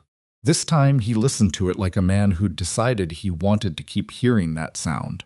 The mountain went on being the mountain outside. The fire held the room. The curtains she'd made for the school window were folded on the table waiting to be delivered, and the sewing box May loved was on its shelf. And somewhere in Crane's desk was a letter that was slowly becoming the coffin nail in Alistair Crowell's long and expensive attempt to reach her across a continent. It wasn't over. She knew that she'd learn to live inside eventually. This exact moment, in this exact room, with this man's hands around hers and the lamplight doing what lamplight does to the faces of people who've finally decided to stop hiding from each other at this moment. Everything that mattered was in its right place. She leaned her head against his arm. He didn't move. He didn't move for a long time. The summer that followed was the first in 20 years that Rourke Halden did not spend entirely alone. He wasn't sure at first what to do with that. Solitude had become structural for him, not a preference exactly, more like the shape his life had grown into, the way a tree grows around a fence post until you can't remove one without damaging the other. He'd built his days around the assumption of his own company, and now there was someone else in them, and the adjustment was not always graceful. He burned the biscuits twice in 1 week because he was talking while he was cooking, which was not something he'd ever had to manage before. He misjudged how long it would take to haul water because he'd stopped midway to explain something to Lenora about the upper trap line and lost track of the time. Small things. Embarrassing in the specific way of a man who prided himself on competence, discovering that competence required conditions he'd removed. Lenora did not make fun of him for the biscuits. She ate them anyway, both times, without comment, which he respected and also found slightly suspicious. "You don't have to eat them," he said the second time, looking at the blackened bottoms with the kind of look a man gives something he'd rather not take responsibility for. "They're fine," she said. "They're not fine. They're not great," she agreed. "But I've eaten worse on the stagecoach," he said. On the stagecoach, she confirmed, with the particular tone she used when she was being wry without performing it. He looked at her across the table. She was eating the burned biscuit with complete equanimity and looking out the window at the summer light on the ridge. And he thought not for the first time that she was the least fragile person he'd encountered in a very long time, which was saying something given the amount of time he'd spent in mountain country, where fragility got sorted out quickly. "I'll do better," he said. "On the biscuits or in general," she said. He picked up his coffee. "Both," he said. She looked at him with the quiet attention she brought to most things. Then she smiled, the real one, not the careful one she'd arrived with, the one that had started appearing more frequently over the summer, like something that had decided it didn't need to stay hidden anymore. "You're doing fine," she said, and the way she said it had the same quality as when he'd said similar things to her, not reassurance exactly, just the plain statement of something true. By July, the cabin had changed. Not dramatically. The bones of it were the same logs, same windows, same stone fireplace Rourke had built himself 12 years prior. But Lenora had done things to the inside that he hadn't known were missing until they were there. A cloth on the table that had color to it, dried flowers from the meadow above the tree line that she'd hung upside down from a nail because they were useful for color and scent, and she'd read somewhere that they kept certain insects away, which had turned out to be only partially true, but she kept them anyway. The curtains she'd made for the schoolroom had a matching version on their own window, same fabric, different scale. He'd come home one evening to find her halfway up a ladder she'd dragged from the lean-to, attaching something to the highest beam. "What are you doing?" he said. "Fixing the lamp hook," she said. "Crooked. It's been crooked for 11 years, which is 11 years too long," she said. From the top of the ladder, in the voice of someone who considered this a closed matter. He held the ladder without being asked. She fixed the hook. The lamp hung straight for the first time in over a decade. "Thank you," she said when she climbed down. "You could have asked me to do it," he said. She looked at the lamp. "I know," she said, "but I was here and you weren't, and it bothered me every time I lit it." He looked at the straight lamp. He thought about the crooked one he'd apparently stopped seeing years ago. He thought about the things that accumulate in a life lived alone, the things you stop noticing, because there's no one to notice them alongside you, no second pair of eyes to say that's crooked, or this needs fixing, or simply I see this too. "I'll hang a better hook," he said. "Next week is fine," she said, and went back to the stove. And he stood there for a moment, looking at the lamp that was straight now in its place on the beam. There was a moment in late July, before the thing with the storm, that Lenora would return to later as the exact point when she understood what her life had become. She was sewing in the evening light while Rourke sat across from her reading. He read more than she'd expected. Dense practical books about land management and surveying, and occasionally histories of territories that he'd mark with a strip of leather and leave face down when he went to bed. Mae Marsh had been there in the afternoon and had left a drawing she'd made on a scrap of paper, a rough sketch of the cabin from outside, and it was pinned to the wall near the window with a tack. Lenora looked up from her sewing at some point, not for any reason, just one of those unconscious moments of rest, and she saw the room.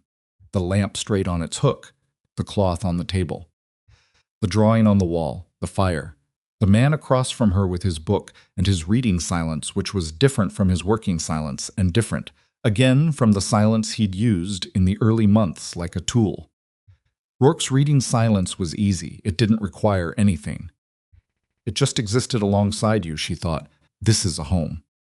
Not the building, not the logs or the windows or the stone fireplace.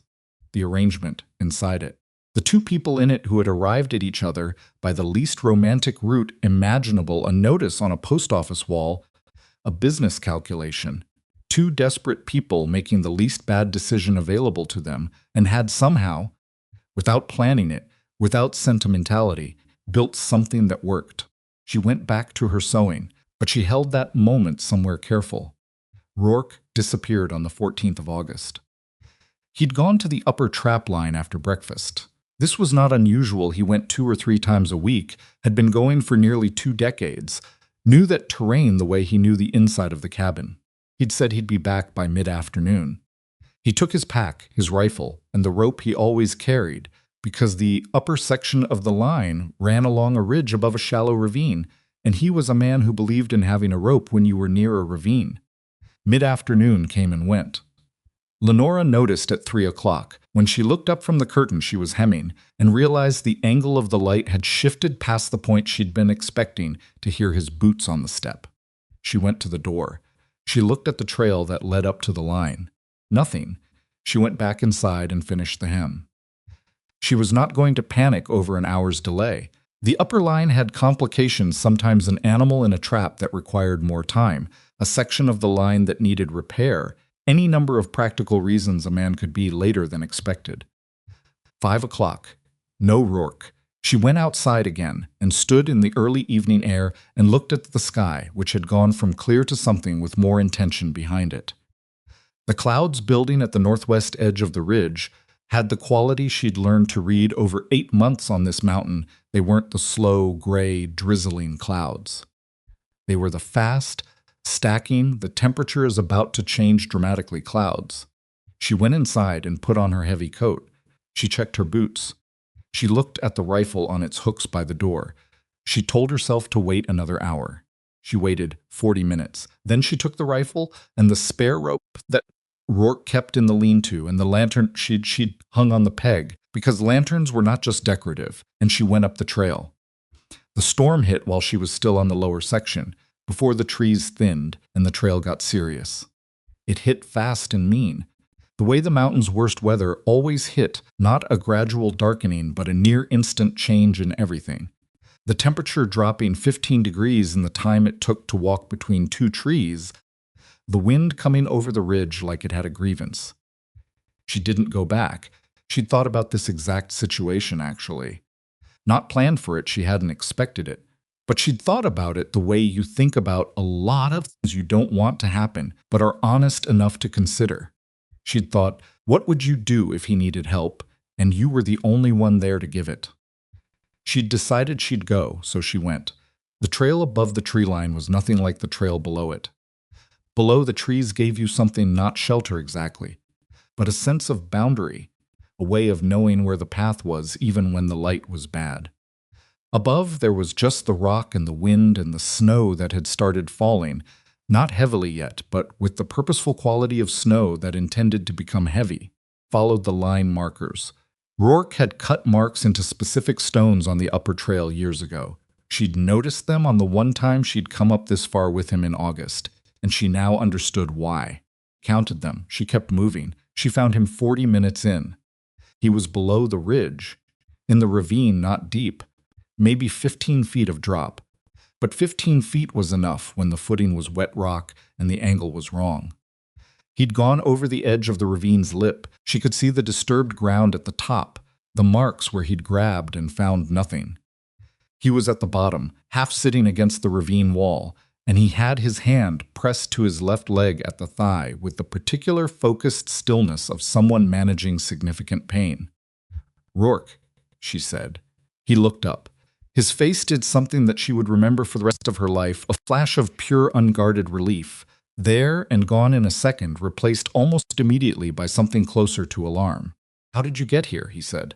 "I walked," she said. "Are you hurt badly?" "I'm hurt enough," he said. "You need to go back."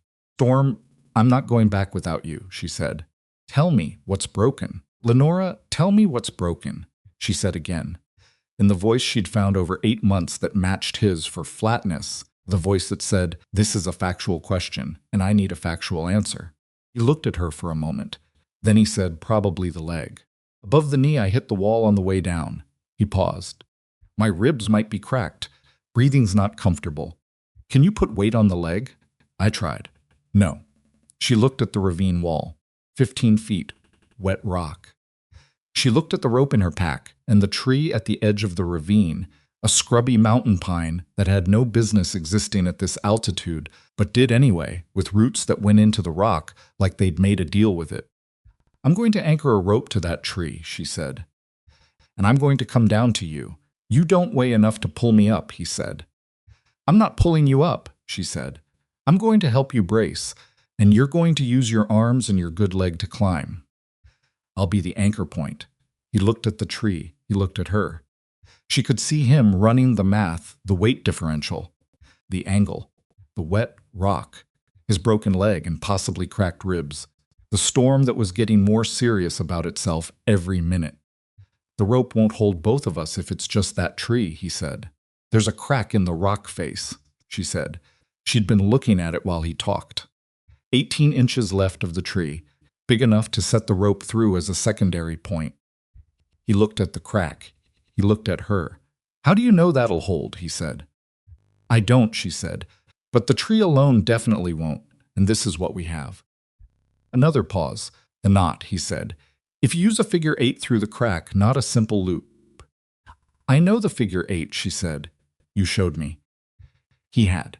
2 months ago, for no particular reason, a practical afternoon on the flat section of trail, when he'd had rope in his hands and she'd been nearby, and he'd said, "Do you know how to tie this?" And she'd said no, and he'd shown her. She'd paid attention. She always paid attention. She set the rope while the snow came down. The figure 8 in the crack first, tested with her full weight, leaning back it held.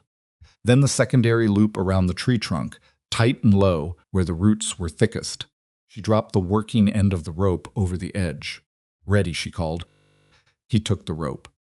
Getting him up the 15 feet of wet rock with a broken leg and possibly cracked ribs in a snowstorm was the hardest thing Lenora Wren had ever done in her 30 years of living, including the 6 days in the stagecoach, including the accusation, including the night she'd read Crowell's letter and understood that everything she'd built was gone. It took a long time, long enough that her arms shook before it was over, and her hands were raw and bleeding, where the rope had worked against her grip through the leather of her gloves. Rourke used his arms with a strength that was, even injured, considerable. The man's upper body had spent 20 years doing work that most people couldn't approximate. He got the bad leg over the edge last, hissing through his teeth, and she grabbed his coat and pulled, and they ended up in a heap on the rock above the ravine, with the snow coming down on both of them. She lay on her back for a moment and breathed. He lay on his side, not moving, breathing carefully around what she suspected were at minimum 2 cracked ribs. "All right," she said. "Ask me again in an hour," he said. "We need to move," she said. "The trail's going to ice." "I know." He pushed himself to sitting. His jaw was set in the way of someone who had made peace with pain as a current condition rather than a problem to solve. "I need a branch." something to lean on. She found 2 branches, one for each side, a rough pair of poles that were better than nothing, and she got him upright and they started down the mountain. It took 3 hours. She would not dress it up, and she would not make it more than it was, but she would say this. It was 3 hours, during which she didn't once think about Crowell or warrants, or what the people of Frosthaven thought about her, or whether the sewing work was building fast enough, or any of the 10,000 things that had occupied the anxious machinery of her mind for the better part of a year. There was only the trail and the man beside her in the next step. She focused on the next step. She got him through the cabin door at 9 o'clock in the evening. She got him to the bed his side, which was her side, which had stopped being a distinction months ago, and she got his coat and boots off and got the fire built back up to a serious blaze, and then she looked at his leg in the firelight and understood that this was beyond what she could set herself. The doctor, she said. Harlow, he said, he's in town. He stopped, breathed carefully. He's competent. I'll ride to town. The storm is bad enough that I need to go now before it gets worse, she said. He looked at her with something fierce in it. Lenora. I know the road, she said. I've ridden it 50 times now. She was pulling her coat back on. She hadn't even finished taking it off. You need a doctor, and I'm the only person here, so I'm going. Take the gray horse, he said. She's surer in weather. I know. And take the lantern. I have the lantern, she said. Lenora. His voice had changed. She turned from the door. He was looking at her from the bed, one hand on his ribs, the firelight on his face. And all the armor was down, not just lowered the way it had been coming down over months, but completely absent. And what was underneath it was the face of a man who understood he was about to be left in a room alone with a broken leg and cracked ribs, and the very real knowledge that the person he was counting on was riding into a storm. Be careful, he said. Not come back fast, or don't take risks, or any of the dozen practical instructions he could have offered. Just be careful, in the voice of a man for whom those 2 words contained everything he wasn't able to say with more. I'll be back before midnight, she said. Stay by the fire. She went out into the storm. Dr. Harlow was 63 years old, had practiced medicine in frontier country for 35 of those years, and did not complain about being woken at 10 in the evening for a mountain emergency. He saddled his horse with the methodical competence of someone who had done exactly this more times than he'd counted, and he followed Lenora up the ridge road through weather that had become genuinely hostile, and he did not once suggest that perhaps this could wait until morning. She liked him immediately and completely. In the cabin, he examined Rourke with the focused efficiency of good frontier medicine, thorough where thoroughness mattered, fast where speed was necessary. The leg was broken cleanly at the upper femur, which was better than a shatter, but still required setting, which was a procedure that Lenora witnessed and did not look away from, because she thought Rourke would find it easier if she didn't look away, and she was right. He kept his eyes on her face the whole time, jaw clenched to iron, and she kept her face steady and her eyes on his, and didn't once let him see what watching it cost her. 2 ribs, Harlow said afterward, washing his hands at the basin. Cracked, not broken through. They'll complain for 6 weeks and then they'll stop complaining. He looked at Rourke. The leg is more serious. You're going to be off it for at least 8 weeks, possibly 10. I have a trap line, Rourke said. Had, Harlow said pleasantly. For the next 8 weeks, someone else is going to need to check it, or it's going to need to wait. Rourke looked at the ceiling. Your wife got you down off that mountain, Harlow said. He was not a man who softened information unnecessarily, but his voice had something particular in it. With a broken leg and 2 cracked ribs in an August storm, on a trail I wouldn't have taken a horse on tonight. He glanced at Lenora. You made good decisions up there. The rope anchor. Keeping him moving. Getting to me fast, he paused. A lot of people wouldn't have gone up in the first place. I went up because he was there, she said. It was not a complicated explanation. Harlow looked at her for a moment in the way of someone reassessing something. Then he nodded, the nod of a man who has added a data point and knows what to do with it. He left medicines, instructions, and a follow-up schedule. He rode back down the mountain in the storm without complaint. Lenora sat beside the bed. Rourke's eyes were open. The medicine Harlow had given him had taken the sharpest edge off the pain, and he was neither fully awake nor fully asleep, somewhere in between. In the particular suspended state of someone whose body has been through a great deal and is taking inventory. She was looking at his face, the scar, the lines of him, the jaw that she'd read as unforgiving on the first day and now understood as something else, not unforgiving, just honest. The jaw of a man who didn't pretend things were different from what they were. "Lenora," he said. "I'm here," she said. "You should sleep." Later, she said. He turned his head slightly to look at her from the pillow. "You're going to have to do the line," he said. "The upper section. I can tell you the route, mark it on paper." "I know the route," she said. "I've been with you enough times. Some of the mechanisms need specific." "Rourke," she said gently. He stopped. "We'll figure out the line," she said. "Tomorrow. Next week, there's time." She looked at him. "Right now, I just want you to sleep." He looked at her for a moment. Then he said, in a voice that was quieter than his ordinary voice, with the medicine and the exhaustion pulling at the edges of it, "You came up in a storm. You would have done the same, I know," he said. "But you did it." She didn't know what to say to that. She reached over and took his hand, the big, calloused, permanently scared hand that had first touched hers in a blizzard, what felt like a long time ago now, and she held it. "Sleep," she said. He closed his eyes. He slept. The weeks that followed were some of the most difficult and some of the most revealing. Difficult because Rourke was not a good patient. This was not a surprise. She could have predicted it from the first week she'd known him. But the specific shape of his difficulty was something she had to learn. He wasn't complaining or demanding. He was worse. He was quietly, persistently trying to do things he couldn't do and was not supposed to do, because he'd spent 20 years as a man who handled his own problems, and the concept of being handled was genuinely foreign to him. Came in from feeding the horses on the third morning to find him standing at the woodpile window making plans involving the axe and his one good leg. "No," she said from the door. He turned. He had the look of a man who'd been caught and was calculating his remaining options. "The woodpile needs—" "I'll do it," she said. "You've been doing everything," he said. "The horses, the water, the cooking, the line, I know what I've been doing," she said. "It's too much." "It's the same amount you were doing before you fell," she said, "and you were doing it alone. I have help. Clara's been coming every other day. Thomas came yesterday and split a week's worth of wood." She walked past him into the room. "The only problem here is that you won't let yourself be still." He sat down. He didn't do it graciously. "I'm not built for still," he said. "I know that," she said. "You can be useful in other ways. Thomas wants advice about the north pasture fence. I can bring him here, and you can advise while you sit." He looked at the ceiling for a moment. "The trap line," he said.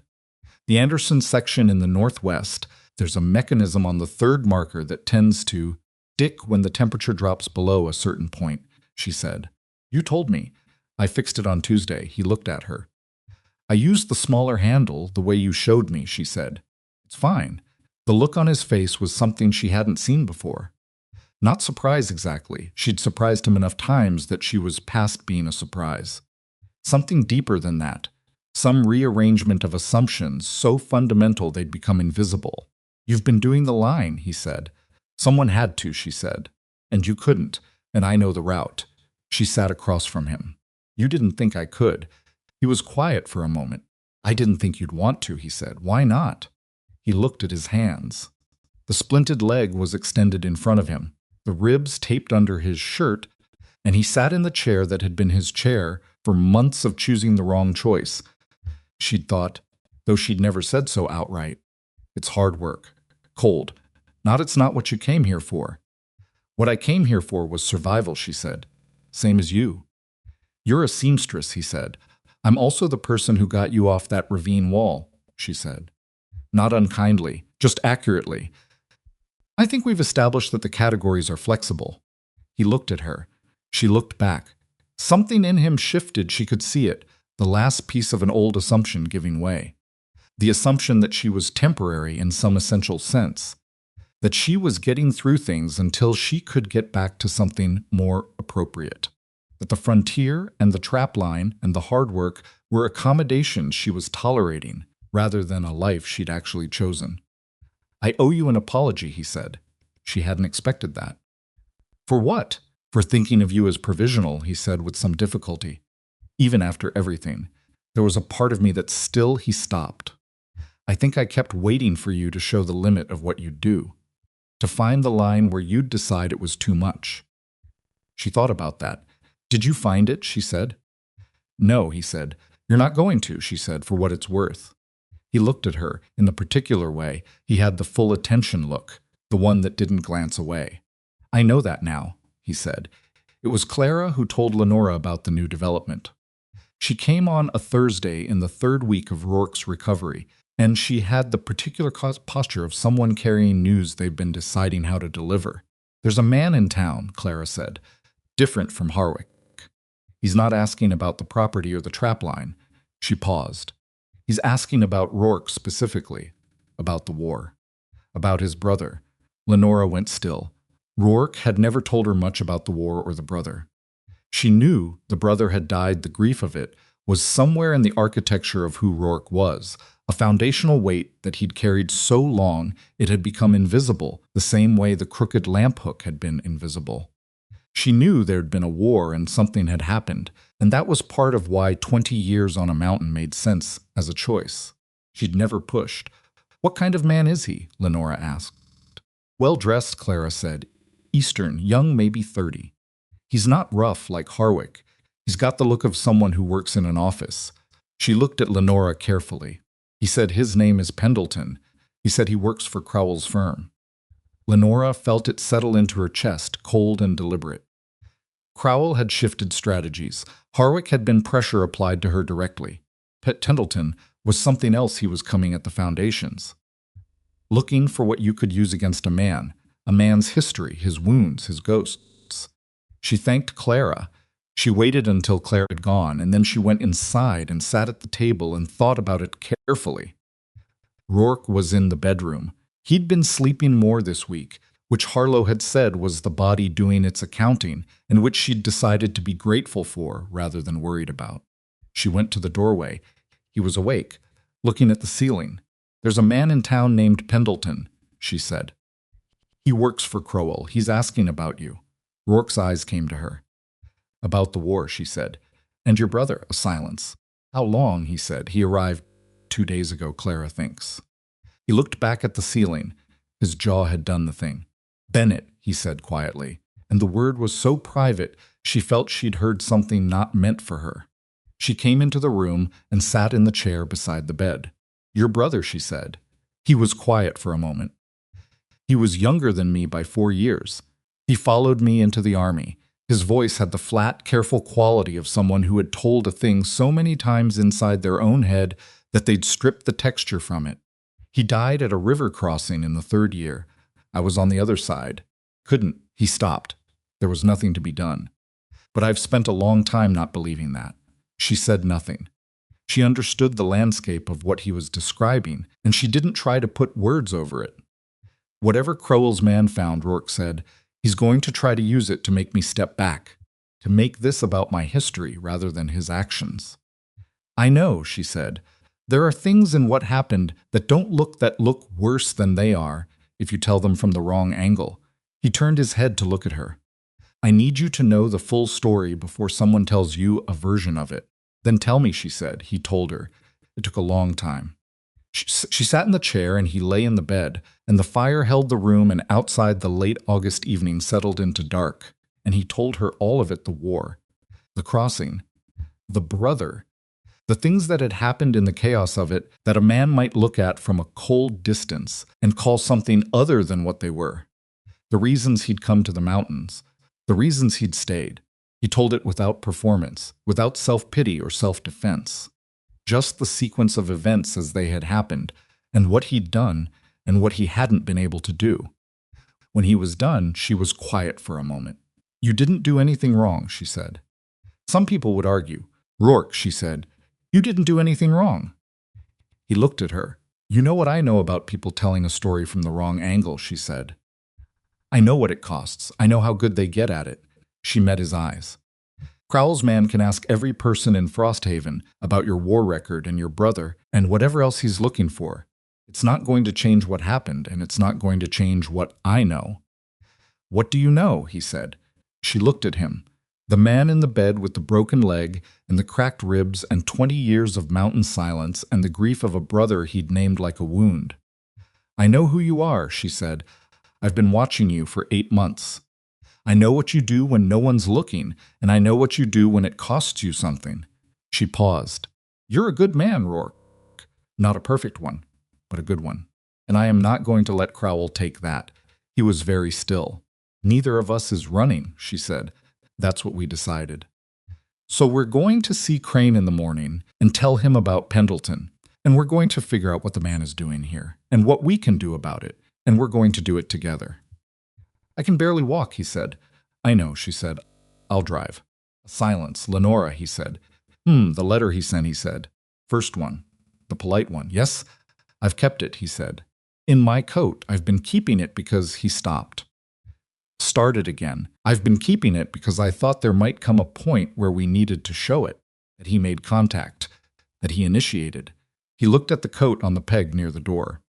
I think that point is now. She looked at the coat, then she looked at him. You've been thinking ahead this whole time, she said. Somebody had to, he said. You were doing the trap line. She almost laughed. She pressed her lips together. Sleep, she said. You keep telling me to sleep, he said. You keep needing to, she said. And she meant it gently, and he heard it that way, and he closed his eyes, and she sat in the chair beside the bed for a while, longer in the dark that had come full into the room. She thought about Pendleton in town with his good Eastern clothes and his employer's patience. She thought about the letter in the coat on the peg, kept for 8 months like a card held until the right moment. She thought about Rourke telling her about Bennett, the brother he'd carried for 20 years like a debt he couldn't repay. She thought about the way the mountain had taken the man beside her and left him at the bottom of a ravine, and how she'd gone up and gotten him back, tired. Her arms still ached in the deep muscle way of real work. Her hands were still rougher than they'd been in the spring. She was not afraid of Pendleton. She was not afraid of Crowell's long reach or his patience or his lawyers or any of the machinery he could put in motion. She had gone up a mountain in a snowstorm with a rope and a lantern, and she had brought her husband home. She thought there was very little after that was going to be able to convince her she couldn't handle what came next. They drove into Frosthaven the next morning before the town was fully awake. Rourke sat in the wagon with his splinted leg extended and his jaw set and said nothing about the fact that his wife was holding the reins, which told Lenora more about how much pain he was in than anything he would have said out loud. He was not a man who surrendered control of small things easily.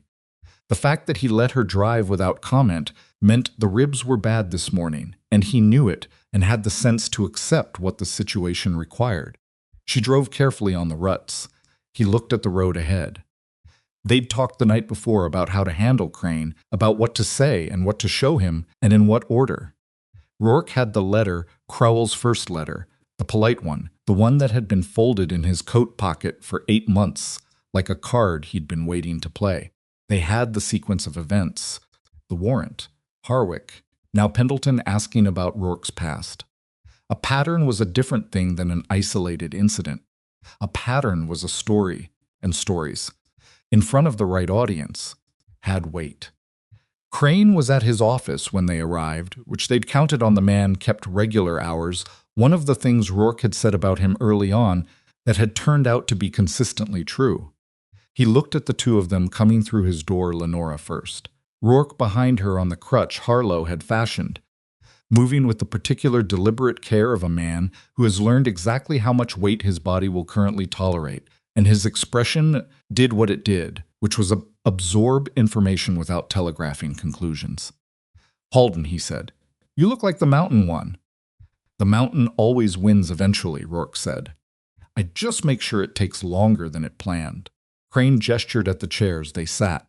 He sat across from them and folded his hands on the desk and waited in the unhurried way that Lenora had come to associate with men who understood that the person with the information should be allowed to give it at their own pace. She put Crowell's letter on the desk. Crane looked at it. Picked it up. Read it. When did this come? He said. 8 months ago, Lenora said. The week after we married. You kept it, he said. Rourke kept it, she said. He said we'd need it when the time was right. Crane looked at Rourke. It establishes contact, Rourke said. It shows he knew where she was and made a deliberate choice to reach. Everything after this, the warrant Harwick. Now this Pendleton, it all comes from one source. One man with a specific intention, he paused. That's not a legal dispute. That's a campaign. Crane set the letter down carefully, the way you set down something you intend to keep. Tell me about Pendleton. They told him what Clara had reported, the well-dressed stranger, the questions about Rourke's military history, the brother. Crane listened without interrupting. When they were done, he was quiet for a moment, turning a pen between his fingers the way Rourke turned a cup. Pendleton's still at the saloon, Crane said. I've been aware of him since yesterday. He hasn't broken any laws. He looked at Lenora. What he's doing isn't illegal. Asking questions about a man's past in a public place, I can't stop that. We're not asking you to stop it, Lenora said. Crane looked at her.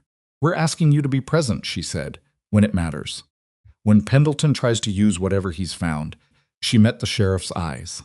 He's not here to ask questions. He's here to create a public version of events that makes Rourke look like someone whose word can't be trusted. That version gets into the community before we have a chance to address it. It becomes harder to dislodge, Crane said. Yes. He looked at the letter again. He looked at the two of them, the woman who had come off an Eastern stagecoach a year ago, with nothing but a carpet bag and a set of heavy boots, and the mountain man with the splinted leg who had spent 2 decades ensuring he'd never need anyone, and was sitting in a sheriff's office with his wife presenting evidence, which was not the life he'd planned. There's a town meeting next Thursday, Crane said slowly. Monthly. Most of the settlement attends. He picked up the letter. If Pendleton intends to address the community, and that's what men like him do, they create a forum. He'll do it there, or he'll do it in the saloon with enough of an audience to make it stick. Then we should be at the meeting, Lenora said. You should be at the meeting, Crane agreed. And you should bring whatever you have. He held up the letter. This. What does it do? Rourke said. It shows that a man with significant resources has been systematically pursuing your wife for 8 months across a continent, Crane said. It shows that the warrant was part of a pattern, not an isolated legal matter. And it shows, he looked at both of them, that you knew what was coming and you stayed anyway. He paused. That matters to people. People in this territory understand what it means to stand your ground. He kept the letter. They drove home.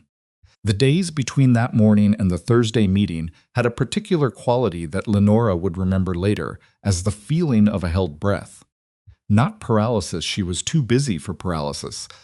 The trap line needed running, the household needed running, Rourke needed managing in the specific way of a man who was physically limited and psychologically unsuited to being physically limited. Clara came and helped, and brought Thomas, who sat with Rourke on 2 evenings, and talked about that had nothing to do with Crowell or warrants or Eastern lawyers, which Lenora thought was probably more therapeutic than anything Harlow had prescribed. But underneath the busyness, the held breath, the awareness that something was coming to a point. She'd been thinking about what she wanted to say at the meeting. Not in the sense of preparing a speech. She didn't trust prepared speeches. They tended to sound like prepared speeches, and people in her experience could hear the difference between a person talking and a person performing. She was thinking about the truth, about how to say the truth simply enough that it couldn't be spun. Rourke caught her at the table one evening, looking at nothing, her needle still. You're thinking about Thursday, he said. I'm thinking about what I want to say. You'll know when you're there, he said. She looked at him. That's not particularly reassuring. It's not meant to be reassuring, he said. It's meant to be accurate. You've always known what to say when it matters. I've watched you do it with Crane, with Clara, with the Caldwell situation. He looked at her steadily. You don't need to prepare. You need to be yourself in the room. She was quiet for a moment. What if that's not enough? It's been enough for everything else, he said. She looked at him. At the leg in its splint, the careful way he held his ribs when he moved, the face that had stopped being unforgiving to her eyes some time ago, and was just his face, the one she looked for when she came through the door. What if Pendleton's dug up something that sounds bad about what happened with Bennett? She said carefully. Something that turns people against you before I get a chance to say anything? Rourke was quiet for a moment. Then you let it, he said. Stared at him. If it turns people against me, let it, he said. Don't fight that battle for me. Fight your own. He held her gaze. This started with you. The warrant, Crowell. All of it started because of what he did to you. Don't let them make it about me. Keep it where it belongs. She thought about that for a long time. That's not how I see it, she said finally. I don't separate it that way. What happens to you is mine too. Something moved in his face. I know, he said. But strategy and feeling are different things. She picked up her needle. You're wiser than you look, she said. I look terrible right now, he said. The bar is low. She laughed. He almost smiled. Pendleton made his move on Wednesday evening, the night before the meeting. He didn't wait for the forum. He went to the saloon, which held perhaps 30 men on a Wednesday, and he bought a round of drinks, and then he started talking. Thomas Marsh was there. Thomas was not a man who went to the saloon frequently, but he'd been picking up a supply order for the farm and had stopped in for one drink because it had been a long day, and he was at the bar when Pendleton set up his performance. He came to the cabin the next morning before Lenora had the fire fully built. She knew from his face before he said a word. He talked last night, Thomas said. He came in and sat at the table and had the expression of a man delivering bad news to people he cares about, which is one of the less comfortable human experiences. About the war, about Bennett, Rourke was in the doorway of the bedroom. He'd heard the knock and come out, and he stood there now with his crutch and his careful ribs and his face doing nothing readable. What did he say? Rourke asked. Thomas looked at him. He said that you and Bennett were together at the river crossing. That Bennett went in first, and that there was a moment he didn't say you pushed him. He was too careful for that. He said there was a moment where you could have gone in after him and you didn't. Thomas paused.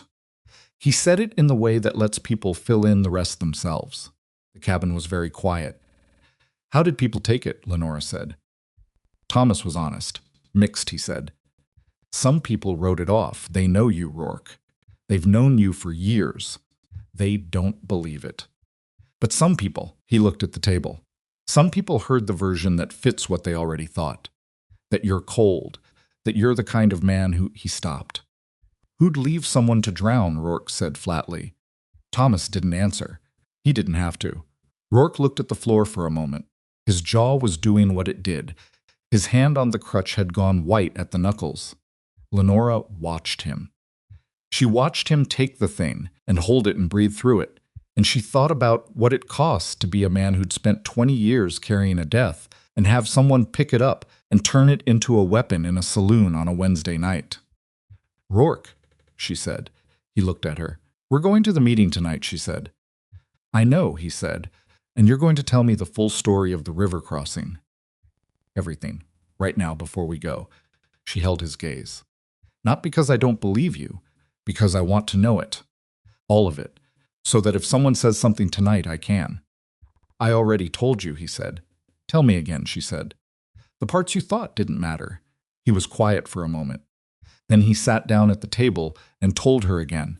The parts he'd left out the first time were the parts that explained everything, that he'd tried to go in, that he'd been pulled back by two men who'd seen him start toward the water, who'd grabbed his arms and held him because the current had already taken Bennett under and going in was dying twice instead of once, that he'd fought them, that he'd had the bruises on his upper arms for 3 weeks afterward from their hands, that it had taken both of them and most of his own remaining sense to keep him on the bank, that he'd never told anyone, because the men who'd held him back had died in the following year's campaign, and there were no other witnesses. And what good did it do to explain yourself to the silence? Lenora listened. When he was done, she stood up and said, Thomas, can you come tonight? Already planned on it, Thomas said. Clara too, she said. She'll be there, he said. The meeting hall in Frosthaven was a single-room structure that served as town hall, school overflow, and community gathering space, which meant it smelled like children and sawdust, and the particular institutional cold of a building that was rarely heated for long enough. It held perhaps 60 people when full. On Thursday evening, it held close to 80, which told Lenora that word of Pendleton's Wednesday performance had gotten around. She and Rourke came in together, which she'd thought about. She'd considered whether it was better to arrive separately, to not present a united front that Pendleton could frame as two people defending each other out of obligation. She'd decided against it. They came in together because they were together, and pretending otherwise for strategic purposes was exactly the kind of performance she'd decided not to give. Rourke was on his crutch. The room noticed. She saw it the collective adjustment of attention that happens when someone walks into a space differently than expected. He walked down the center aisle and sat in the third row, and Lenora sat beside him, and Clara sat on her other side, and Thomas on Rourke's other side. Pendleton was near the front. He had the look she'd imagined from Clara's description. Good Eastern clothes that weren't quite right for the territory, the kind of careful grooming that required indoor plumbing. He was 30 or near it, with a face that was professionally pleasant in the way of men who'd been trained to seem reasonable. He looked at her when she came in. She looked back. She didn't look away first. Sheriff Crane ran the meeting. He ran it the way he ran everything efficiently, without ceremony, with the particular authority of a man who'd earned his standing by being consistently fair rather than by being forceful. He covered the routine items first. A dispute about a shared fence line. The schoolroom roof that needed attention before winter. A proposal about the road maintenance schedule. Then he said, "There's been some discussion in the community over the past few days that I think deserves to be addressed in a proper forum rather than a saloon." He looked at Pendleton. Pendleton stood. He was good at this, Lenora could see that immediately. He had the easy manner of someone who'd done public speaking professionally, who understood pacing and how to seem reluctant to say difficult things while saying them very effectively. He introduced himself. He named his employer Crowell's firm, not Crowell directly, which was careful. He said he was there on a civil matter. He said the matter of the property misappropriation remained unresolved and that Mrs. Halden, he used that name, which was another careful choice, acknowledging the marriage while putting the legal identity in question, remained connected to an open inquiry. Then he paused. He said that in the course of his research, he'd become aware of certain information about Mr. Halden's background that he felt the community had a right to consider when evaluating the credibility of the parties involved. Lenora felt Rourke's weight shift beside her. She put her hand on his arm, briefly, just pressure, and felt him stop. Pendleton began to tell the story of the river crossing. He told it the same way Thomas had described careful, not explicit, the particular skill of a man who knew exactly how much he didn't have to say. He said there was a moment. He said witnesses reported, and he used the word reported, which was doing a lot of work for a man who had no witnesses a hesitation. He said he wasn't making accusations. He said he simply thought the community should have a full picture. He sat down. The room was not silent. It had the sound of 60 to 80 people breathing and shifting and doing the human thing of looking at each other to calibrate what they were supposed to feel. Crane said, "Is there anyone who'd like to respond?" Lenora stood up. She didn't look at Rourke. She'd thought about this part, whether to look at him for reassurance or grounding before she spoke. She decided not to because she didn't need it, and she didn't want anyone in that room to read her looking at him as uncertainty. She turned and faced the room rather than facing Crane, which was a small decision that mattered. She wasn't addressing the sheriff. She was addressing the people. "My name is Lenora Halden," she said. "I came to Frosthaven 11 months ago on a stagecoach from the east. Some of you knew that. Some of you knew why, or thought you did, because Alistair Crowell is a man who's very good at making sure his version of a story travels ahead of the people it concerns." She let that sit for a moment. "I refused him," she said. "That's what happened. I was employed in his company. He made certain requests of me. I said no. And within 2 weeks I had a theft accusation in my employment record. No job, no housing reference, and a reputation that his money and influence had arranged to follow me wherever I went." She paused. "I came west because it was the only direction I could go that was far enough. And I answered a notice on a post office wall because survival requires practical decisions. And Holden's notice was the most honest thing I'd read in a year. He said what he needed and what he was offering, and nothing he didn't mean. A few faces in the room had shifted. She could see it, not everyone, not the already decided ones, but the people in the middle who were listening because they were genuinely listening. Since I arrived, she said, Mr. Crowell has sent a warrant with no supporting documentation. Sheriff Crane can speak to that. He sent a hired man named Harwick to assess our property and our schedule. And now he's sent Mr. Pendleton, who has been in Frosthaven for 4 days, and has spent those days not investigating any alleged theft, but asking questions about my husband's military history. She looked at Pendleton. I'd like to ask Mr. Pendleton a question, she said. If that's permitted, Crane said. Go ahead. Pendleton looked at her with the professional pleasantness still in place. Of course, he said. The witnesses you referenced, she said. The people who reported a hesitation at the river crossing. She kept her voice level. Can you name them? Pendleton's pleasant expression didn't change, but something behind it recalculated. That information is part of a confidential. You're not in a courtroom, she said. You're in a town meeting in Frosthaven. There's no confidentiality privilege here. She tilted her head slightly. Can you name the witnesses? A pause. The documentations. Yes or no, she said.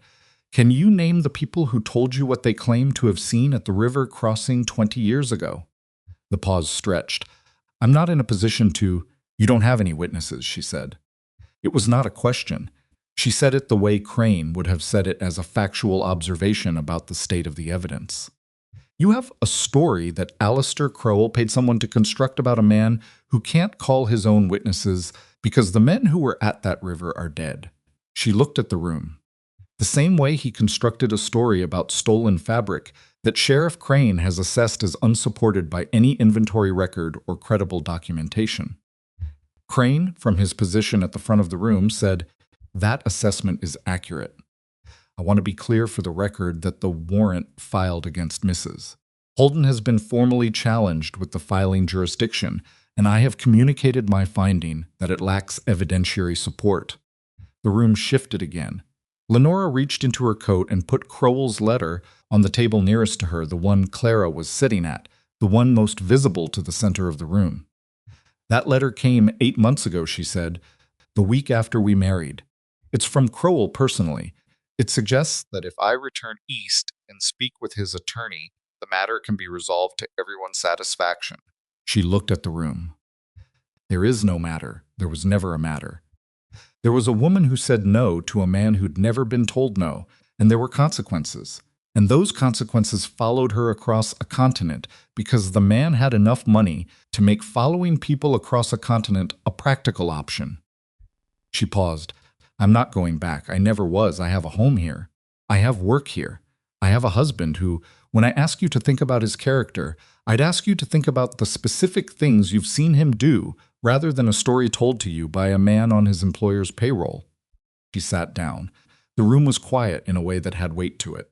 Pendleton stood again. He had recovered himself.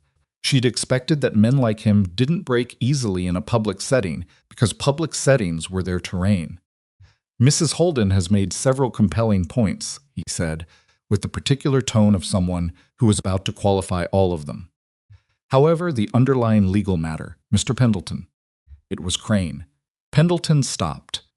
Crane stood up from his position at the front, and the room paid the particular attention it paid to him, the attention of a community that had learned over years to take this man seriously.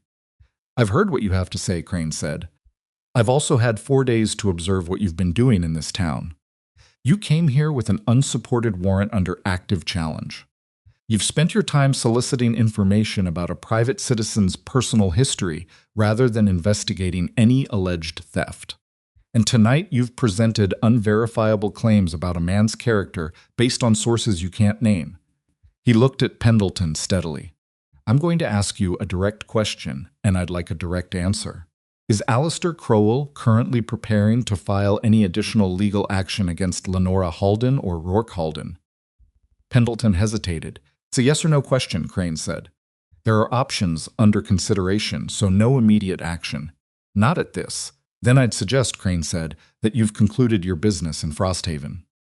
I'd suggest that by tomorrow morning you'd be better served to be elsewhere.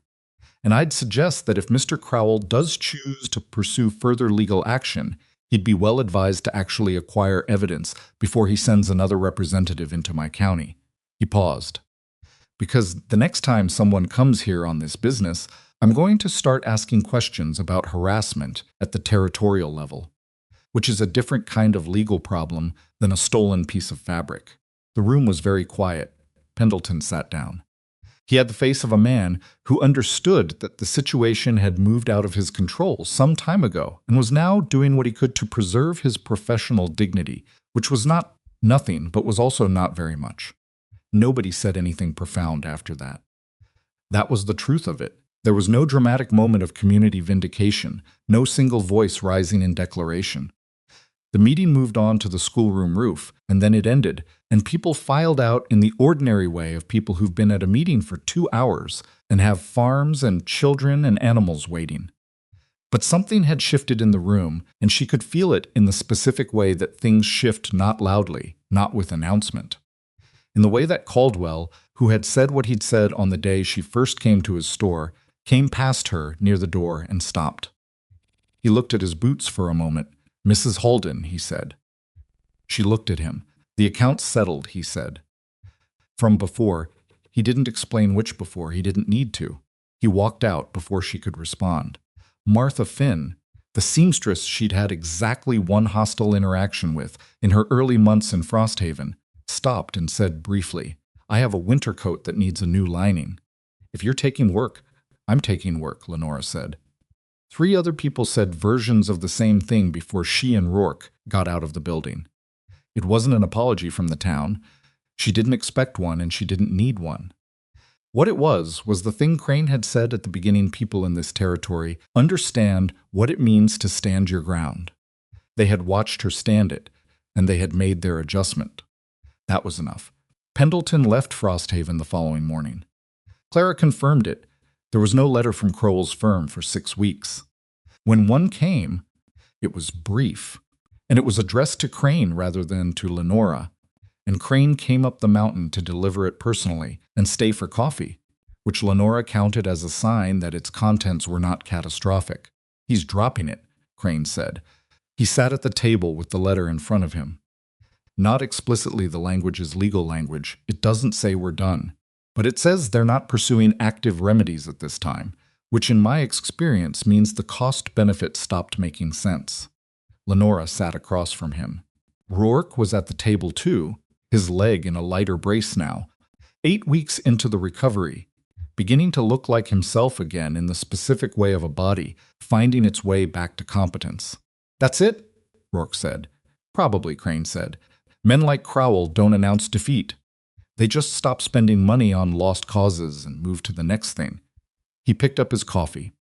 "I wouldn't call it over permanently, but I'd call it over for practical purposes." Lenora looked at the letter, the expensive paper, the legal language. 8 months of warrants and hired men and a town meeting and a story told in a saloon about a river crossing that was supposed to break them both. "All right," she said. Crane looked at her. "That's it," he said, echoing Rourke's question back at her. She looked up. What else should it be? He considered that. Then he nodded the slow nod of a man who has been watching 2 people handle something difficult and has come to a particular conclusion about them.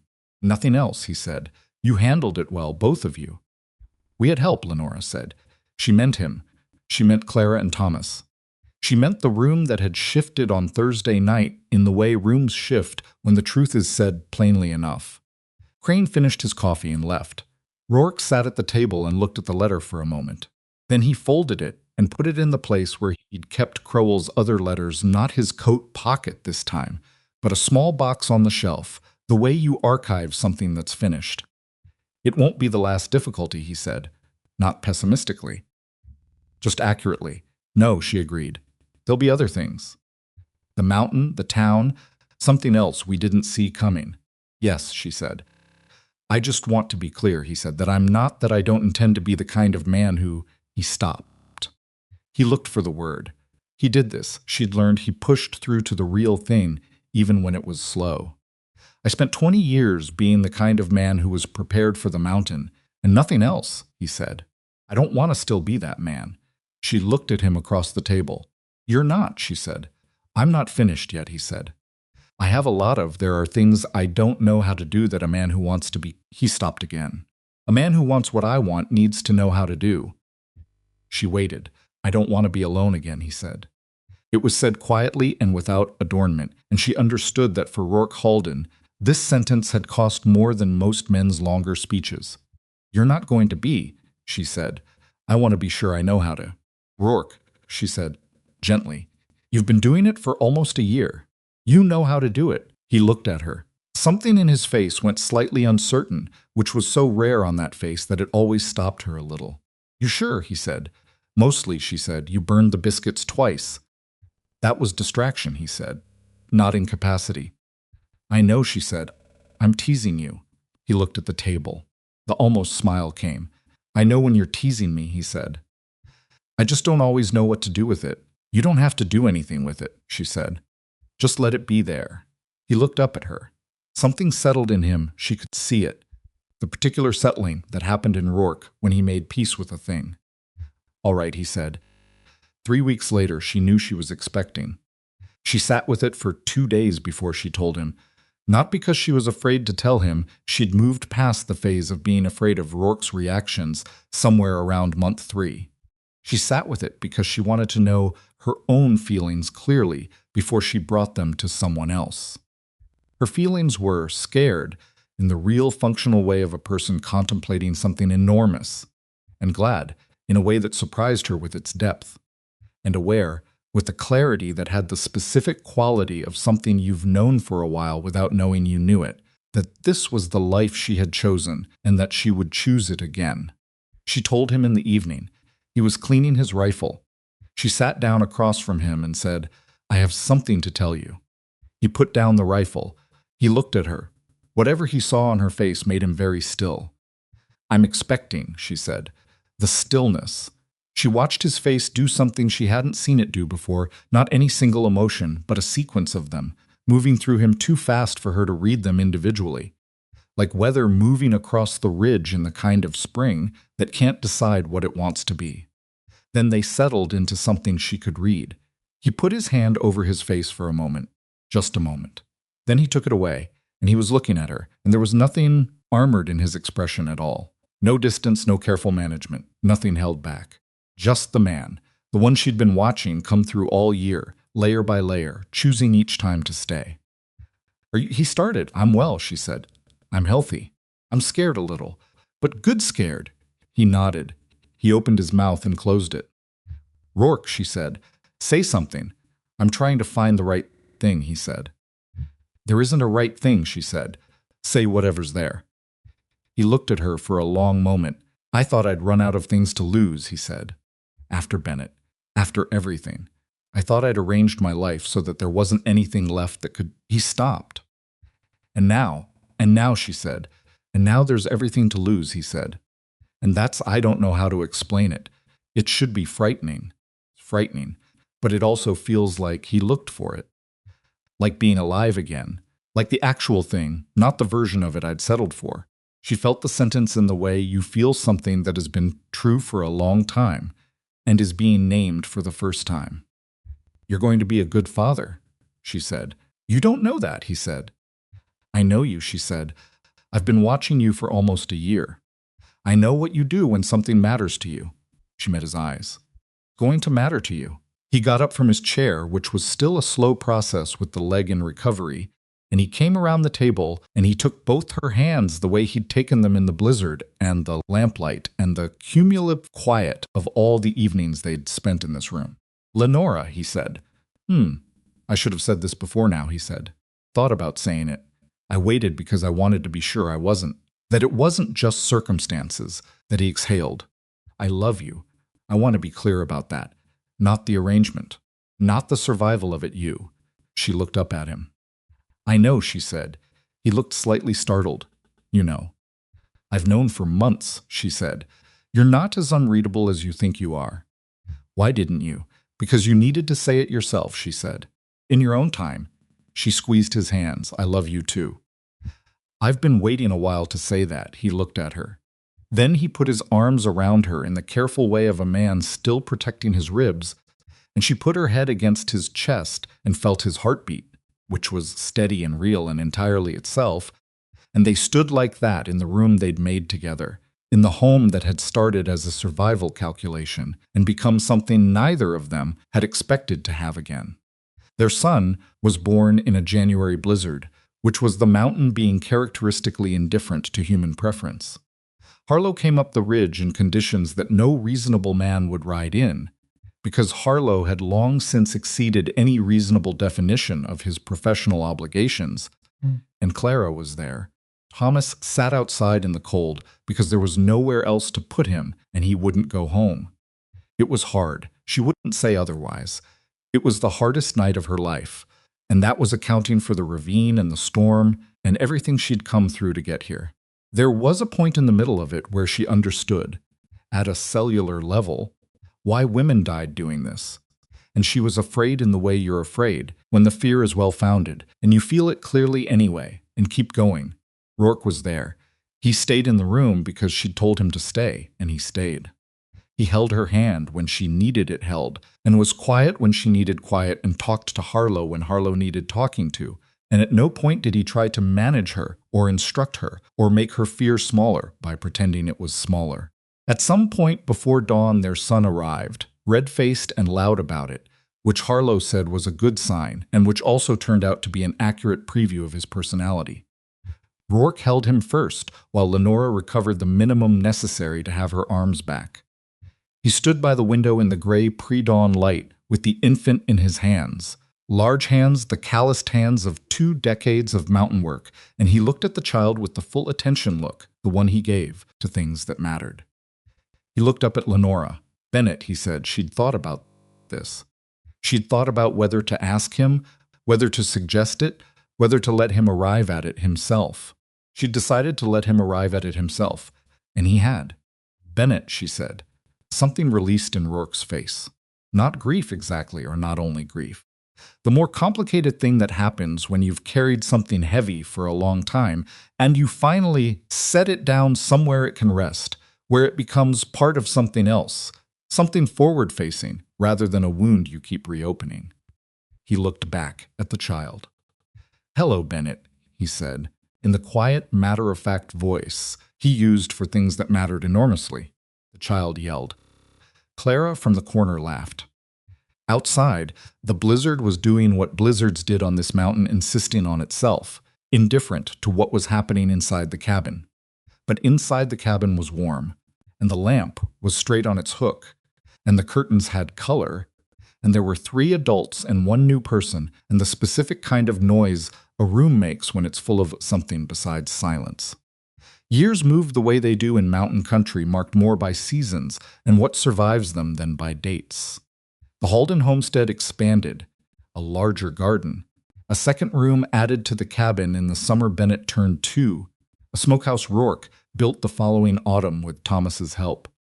Lenora's sewing became something the valley knew about, not just mending and practical work, but pieces that people came from 3 settlements over to commission, that traveled on people's backs to places she'd never been. Rourke came into town, not often, not like a social man, but regularly and without the 20-year reluctance. He knew people by name. People knew him. Some of them had children who remembered him as the man who'd listened seriously to a 9-year-old girl's explanation of her stitching, and never once looked like he wished he were elsewhere. Bennett grew up knowing the mountain and the trap line and the names of every bird Lenora had learned to identify by call. He had his father's eyes and his mother's stubbornness, which was a combination that Rourke said nothing about in Lenora's presence, because he knew the kind of look that would get him. There was no more contact from Crowell, whether the cost had finally exceeded the value, or whether some other development had occupied his attention. Lenora never found out. She thought about him occasionally, the way you think about a storm that has passed not with fear, not even with much anger anymore, just the factual awareness that it had happened, and that you had come through it, and that you were still standing in the territory it had tried to drive you from. She was still standing, The heavy boots she'd bought in the East were long since worn out and replaced again. The carpet bag that had held everything she owned was in the storage lean-to, patched twice, still useful. One evening in the autumn when Bennett was 3, sitting on the floor, pulling aggressively at a piece of rope that was not meant for him, while Rourke pretended not to find this funny, and Lenora pretended not to. Notice Rourke pretending she looked at the room. The lamp on its straight hook, the cloth on the table, the drawings on the wall, Mae Marsh's original plus several more, plus 2 that Bennett had made that were ambiguous in subject but confident in execution. The fire. The man across from her, the lines of him familiar now in the way that familiar doesn't mean ordinary, it means known. Deeply known, with all the texture of knowing. She thought about the notice on the post office wall. The 4 drafts of a letter, the heavy boots, the stagecoach on a 6-day road. She thought about what she'd been running from and what she'd found when she stopped running. She'd arrived believing safety meant distance from Crowell, from damage, from anyone with the power to hurt her again. She'd built her whole survival plan around the idea that if she could just get far enough away, she could stay free. What she'd actually found was that distance wasn't the thing. Distance just delayed the question. The question was what you were willing to stand for, and where you were willing to plant your feet, and who you were willing to stand alongside when the standing cost something. She'd found a man who'd made the same mistake from the other side, who'd believed that needing nobody was the same as being safe, and had spent 20 years on a mountain proving that the math was wrong. They'd been wrong together, and then right together, and that seemed to her like the more human version of a love story, not 2 perfect people finding each other, but 2 people with damage and pride and complicated histories deciding, one day at a time, that the alternative to trying was not acceptable. Rourke looked up from whatever he was ostensibly doing and found her watching him. "What?" he said. "Nothing," she said. He held her eyes. "Lenora," he said. When you stop and look at something that long, it's never nothing." She looked at the room, at Bennett who had won his argument with the rope, at the fire, at the lamp on its straight hook. "I was thinking about the notice," she said. "The one on the post office wall." He was quiet for a moment. And I was thinking, she looked back at him, that it was the most practical piece of paper I ever read. Frontier husband seeks capable wife. No romantic expectations. Honest work and honest shelter guaranteed. It was accurate, he said. It was wildly incomplete, she said. He looked at her. The almost smile was there, and she knew it well enough now to know it was the real version. "Fair," he said.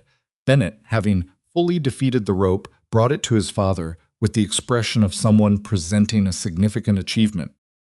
Rourke accepted it with the same seriousness he'd given to Mae Marsh's stitching explanations, turning it in his hands and examining it as though its conquest required acknowledgement.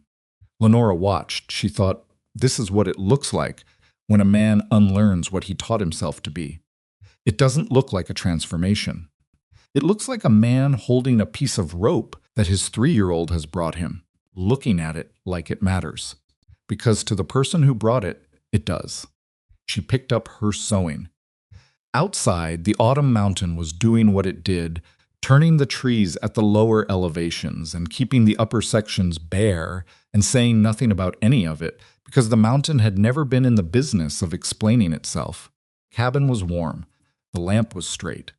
And Lenora Halden, who had come west with nothing but a carpetbag and a decision that had felt like the last option available, sat in the home she had built out of necessity and difficulty, and 1 year of choosing not to quit, and felt not perfectly, not without the ordinary weight of ordinary days, but genuinely, sustainably, in the way that only things built slowly can feel, that she was exactly where she was supposed to be. Not because it had been arranged that way, because she had arranged it herself, and that it turned out made all the difference.